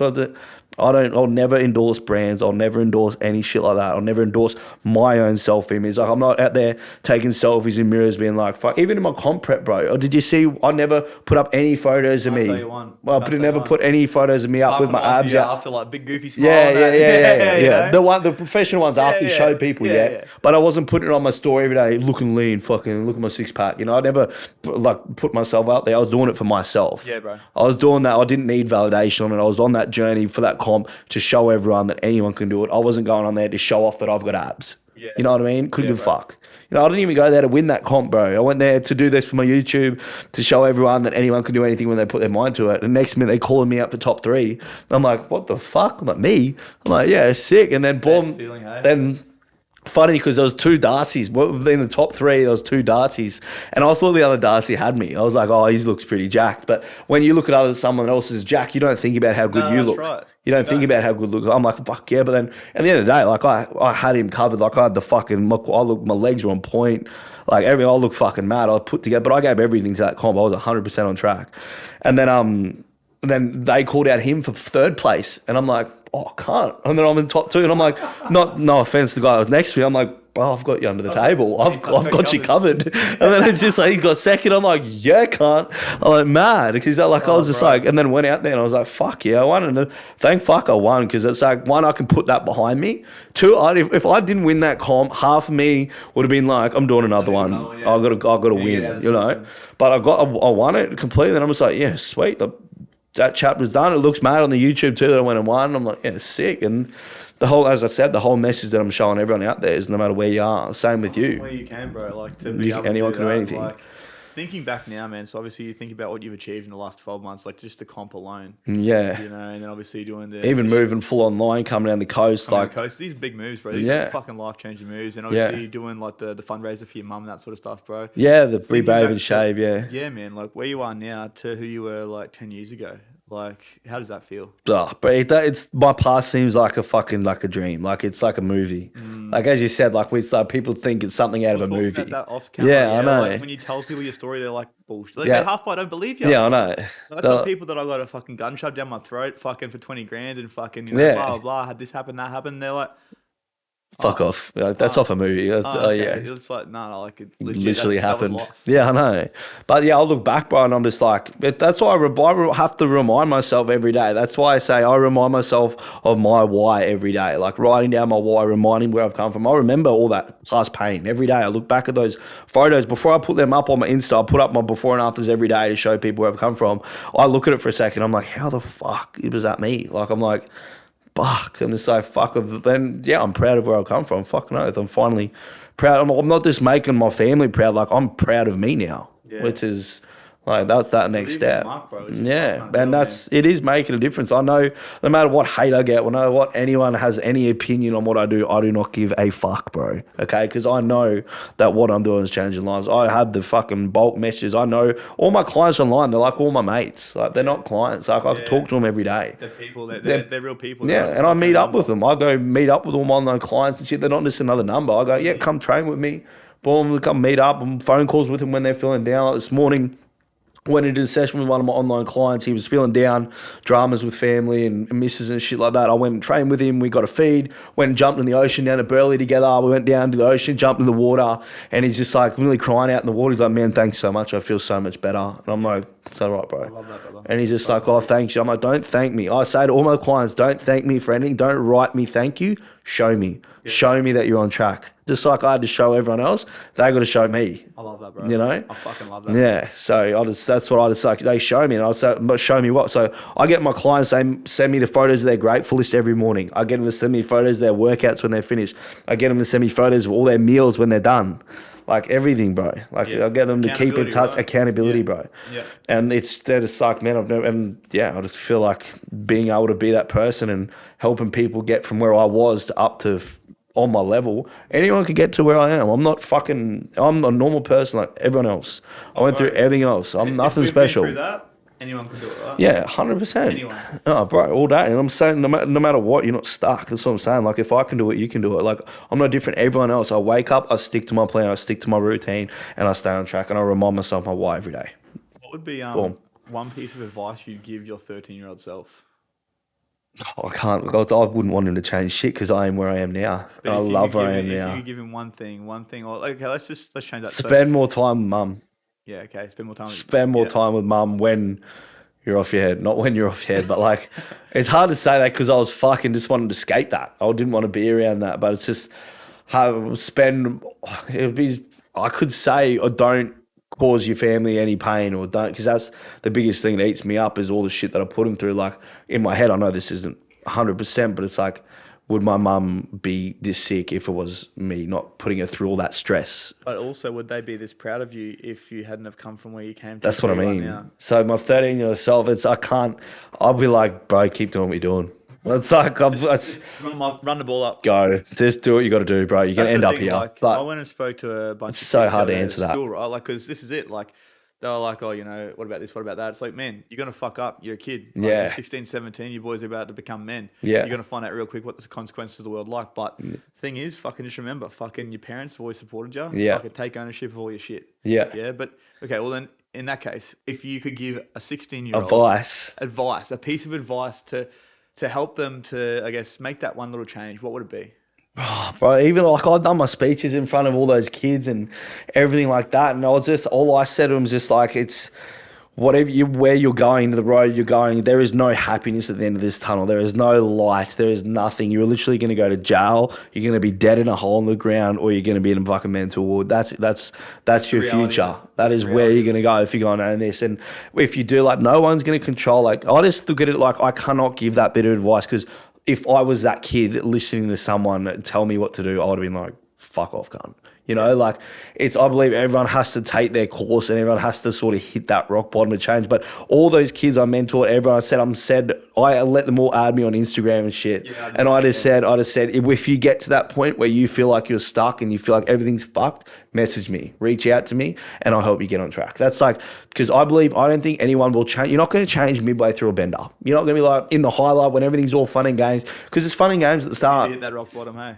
It's fun and games at the start when you're on benders and staying awake for longest. You're having good chats and fucking getting on it with everyone. Like, it's fun. You're not halfway through a bender having a good time. You're like, I need to quit. Yeah. I've got to quit everything. I'm just going to randomly drop everything. I'm going to leave this bender. I'm going to go quit now. It's never happens like that. When you're in the honeymoon stage of it, when you're having fun, it's all games. Because the depression, the anxiety, everything, that doesn't come till later. When you're caught up in the scene having fun, the rock bottom, that's coming up. That's the future. Remember, hey, like you're out clubbing, you're fucking with your mates, you're fucking doing this, you're doing that, you're fucking not sleeping, you're going out again on Saturday night. It's all fun, right? Yeah. And then it slowly but surely it just starts to fucking creep up on you. And then the weekdays get harder and harder and you start being more depressed. And then your anxiety comes into it. And then you don't even want to go out to those events because you're feeling anxious. Yeah. You start looking like shit. You're like, what's happening? Like, that's what it's just. And then when you hit that rock bottom, I believe that's when people change. No one's going to change at the peak of their addiction. No one's going to change when they're having fun. In the honeymoon stage, it's when the honeymoon's over, you're broken up, the misso, she's taken all the fucking kids, you got nothing. That's that stage. That's the next stage. And pizza box and you fucking back on the pipe again. You know what I mean? Like I believe that's the point where, like, I don't message people on Instagram and be like, hey man, you need to change, you're going out every weekend. I don't look at a story of someone out drinking, I can see they're fucked up and be like, I don't message and be like, hey man, you need to change your life. You really need to stop doing this. I'll be like, fuck off, you weird cunt. You know what I mean? But like people, when people reach out to me when they're at that point, when they're at that rock bottom and everything's fucked and they see my stories and all the shit I talk about, all my videos I talk about every morning of being cooked in an apartment and like, but then I tell them where it ends up. And then that's when people are like, I can relate to this cunt. I need help. I'm going to reach out. They're the people I help. Yeah. You know, and that's just like, I believe they need to, even these kids are got to go through like, I've had parents reach out to me message me on Instagram being like, I need you to help my son. You can't do nothing if they don't want to help, bro. That's what I said. Yeah. I literally said, I'm sorry to be a cunt, but there is no secret sentence. There's no secret words. There's no secret action that's going to make it. So I'm like, you literally just need to be there and support them. Like, be there for them. As hard as it is, you got to let this take its course because no one was telling me what to do in my peak. No one was telling me I would do whatever the fuck. I was invincible. I didn't care about anyone. And every kid's the same. All these kids stealing cars these days, doing their shit, being little crims. And that's just, everyone's got to run their race. And if they end up in jail, it could be a good thing. That's the best case. Yeah, that's the best case. You're not burying your son. Yeah. You know, it's just like, and I'm sorry to say, I'm just like, there's literally nothing. I'm like, if you ask them and you want to talk to them and they want to change, tell them to fucking message me right now. I'll mentor kids. I'll mentor you for free. I'll coach your kid for free. I mentor and coach about 20, 30 kids for free. Do all my online coaching for free. It's helping them, just trying to, there are kids who are in school and shit, their parents reach out to me, but these kids message me saying, man, I want to change. Some of the kids are the ones I spoke in front of in the school. Yeah, bro. And I keep in touch with them. I mentor them for free. Like, but it's just like, I just say, if they do get that rock bottom and they do want to change, show them my Instagram, tell them to reach out to me and I'll be here for them for free. Yep. I say that. I'm like, but until then, you've got no power. You've got to sit on the sidelines because it's the worst thing, sitting on the sidelines and watching a family member or someone go to shit. Because you can be like, I need you to change. It's destroying our lives. You want, bro. You can offer them anything they want, but right then, nothing's going to change. Yeah. When someone wants to change, that's when I come in. That's when I feel like I'm going to be like, I'm going to tell you how it is. Like, I could tell you, like, bro, you're destroying your family's life. Do you want to keep doing this when they're off their fucking head in the bed? But they're like, fuck off, cunt. You know what I mean? Yeah, I know. Fuck you. Fuck everyone, you know? Yeah. But it's when they're at that rock bottom and I'm telling them, like, do you want to keep letting your family down? Do you want to fucking keep working, or do you want to start working towards being happy, cunt? I've been there. If you work there, I'll get you to where I am if you want to commit to this. And that's when they're like, yeah, fuck yeah. Like, I get cunts like so G'd up. Like, I get people message me like, let's fuck, because you know how I keep going, I'm like, let's suck it off. That's how I go. I started that. So I started that ages ago when I was doing that squat video. I'm like, let's fucking suck it off, cunt. Like, and then started doing that. Then I get clients of mine messaging me like, I fucking sucked today's dick, cunt. I'm like, yeah, cunt. I'm like, yeah, you did. Like, yeah, I created a culture of sucking dick. But it was great. It was fucking, it's good, but I love it because I still to this day, I want to get it made on my shirts and shit. I'm like, fucking suck today's dick. Suck it off. And then I can't, that's if kids and shit, I can't do that. But it's my little thing. And yeah, I've got people with that same energy. People are acting like me. I get clients of mine throwing coffee on their faces in the morning. That's not a part of my plan. But it's like I've created this thing and everyone's just vibing and everyone's on that same level and same energy as me. And I say, I fucking told you so, cunt. I told you, this is not just me putting a facade on. This is not me this is me being happy every fucking day. This is the energy level I'm on all the time. I do not know how my missus deals with my shit. But it's just like, I'm extra as fuck and everyone but that energy I put out, I get that back from people. I get like mini Darcys everywhere, like feeling amazed, like full fucking mums and shit, like message me. I'm like, I'm gonna suck today's dick. I'm like, yeah. You know, you get it, go. Stay away from that pipe. You fucking get that fire. Stay away from the pipe. I'll lend you money if you need to pay rent, okay? But it's awesome, and it's just it's gonna keep going crazy and connecting with people like yourself and other people that are actually trying to get this message out here. Like I love your posts, mad too, bro. What you're doing, getting the message out there. But you're coming from the same place I'm coming from. You've been there. You know, there's people out there, online coaches out there and shit that are just trying to say they've been through shit, but it's just for money. 21 years old, you know, bro. Life coaches haven't been through shit. Yeah. You know, but they're just looking at it as a money perspective. You know, it's sign up for my course. You're locked in for a minimum 8 weeks. Boom. But I get people, I'm like, you pay me 8 weeks time. Sign up with me now, pay me later. I don't give a fuck. But it's never been. But like, if people can't afford my coaching, I'm like, well, when you get on your feet, you start paying me. But let's start making this change now, because you got to get them when they're ready. Yeah. You know, I'm like, it's not this thing. Like, I want to change your fucking life. It's not just like, here's a program. I'll talk to you later. Do this. You'll be right. If not, it's your own fault. You know, it's just like, I want you. I will give you my all if you commit to my. Because I call everyone when they sign up. When they sign up with me, I call them and I'm like, if you commit to this, I'll change your fucking life. But I'll expect little things back. Yeah, you need to be ready, and I expect you to keep in touch with me. I expect you to do this because I'm going to put a lot of my energy into you. You know, I'm going to put all my shit into you and I'm going to change your life, but you got to give me that back, you know? But then, so yeah, it's been fucking sick. But yeah, as I said, like, there's so many people out there just look at this as a paycheck and going like, boom, I'm a life coach, but I'm like, whatever. But we know where we've come from and we know we're helping people. We know the message we're getting out there is genuine and where we've actually come from. Like, that's the thing, like, if it just I don't have to prove myself to any cunt. Huh? Even if it just lands with one person, right? Like, fucking, you can change one life, bro. You're fucking doing your job. Yeah, exactly. You know? And I've had that 1,000 times over. You've fuck ton more than that, bro. So yeah, I know. So it's fucking awesome, bro. Now, bro, if people do want to find you, Instagram, you've got a website, all that sort of stuff. Just Insta, DRC Fit. It's not Dr. C Fit. For fuck's sake, okay? Bro, it took me that long to figure out what it was, eh? Darcy. I was like, oh, DRC. Yeah, DRC, Dr. C Fit. Well, who's Dr. C? It's not Dr. C. It works because it would be Dr. Cogdale, but it's Darcy. Yeah. It's DRC. A funny thing, back when I was graffitiing, when I first started when I was younger, that was my tag. I ripped my name everywhere. All around my...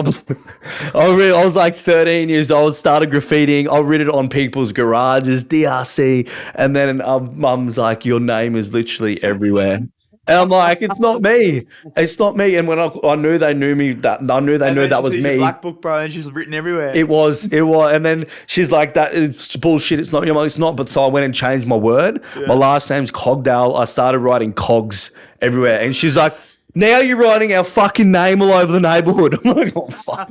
Fucking neighborhood. Oh, I'm not. No, I'm not. She's like, it's written all in your fucking room. It's everywhere. She's like, it's you. I'm like, I'll do what I want when I want. That was like when I was 13, young, dumb, didn't give a fuck. Blame them for not understanding. I got done for that anyway. I got pinched for that. I got fucking done for Cogs. And I got like fucking 800 charges of willful damage because it says they charge you for every tag. Every single tag, yeah. Yeah. Dumb cunt. Yeah, my first charge was like 54 brakes. I broke into 54 cars. Yeah, exactly. Yeah, yeah. Look like a real piece of I shit. know, bro. Yeah, I know. It is what it is, bro. But yeah, so that's where people can find you. DRC Fit on Instagram. That's the best. I don't really use Facebook. I don't really do. My website's DRC Fit as well, but just Instagram, DRC find your Fit. links through there anyway. Google my name. You'll see all my criminal history, but you'll also see my Darcy Fit as well. Yeah, but yeah, it's been easy, sick. Bro. Man, I appreciate you coming Bro, on today. that was mad. That was One good. last question. Go and shoot. If you had all the money in the world, what would be the first thing you'd do with it? Oh, fuck. That's hectic. First thing that comes to mind, bro. First thing comes to mind is just buy fuckloads of properties. But then I would buy heaps of houses, bro, and then I've got money to support everyone and do what I do. Yep. Like, is this just set? I'm not just doing that. Like, I can buy whatever I want. Like, I would be financially free. I could invest all my time in going around to schools, helping people like that. Go there and give every kid in the school a fucking merc. You know what I mean? Like, give me enough freedom. Yeah, like enough freedom to really make a difference like that. Because money doesn't make happiness. Bullshit, cunt. Money brings happiness. Money can help you be happy. Right? I'm not saying buy heaps of houses to go live overseas and just give away. Bro, I was still online coach, but then I could online coach for like $10 a person. Like, I'll just cut my prices right down, help as many people as I fucking can. Like, I'll be able to have the freedom. Money wouldn't be anything. I wouldn't be like, oh, I'm really investing a lot of my time into you. I sort of like this, that thought wouldn't come into it because I've got money. I couldn't just be like, here's this, and I'm going to send you a whole 15 DRC shirts. And if you fucking finish this till fucking 6 months, if you're sober 6 months, I'll buy you a fucking car. I know it's not a good incentive, but fuck, you'll do that. But then they'll feel that. But then they go sell the car, get on the bag. No, but then but after a month they'll start feeling amazing. Yeah. And then they'll just give them I know, but you dangle something in front of some people will go to limits to do it. You dangle back in the day, you dangle a bag of gear in front of me, being like, I need you to go to steal this, that, and that. I'll go get all that no matter what. I'll get double that, cunt. I'll get you 15 of them. But it's just that's what I'll do with all that money. I'll buy fucking millions and millions of property, then I've got constant income, then I can sort of give all my time for going and doing what I do with this. So that'll just give me that freedom to do that.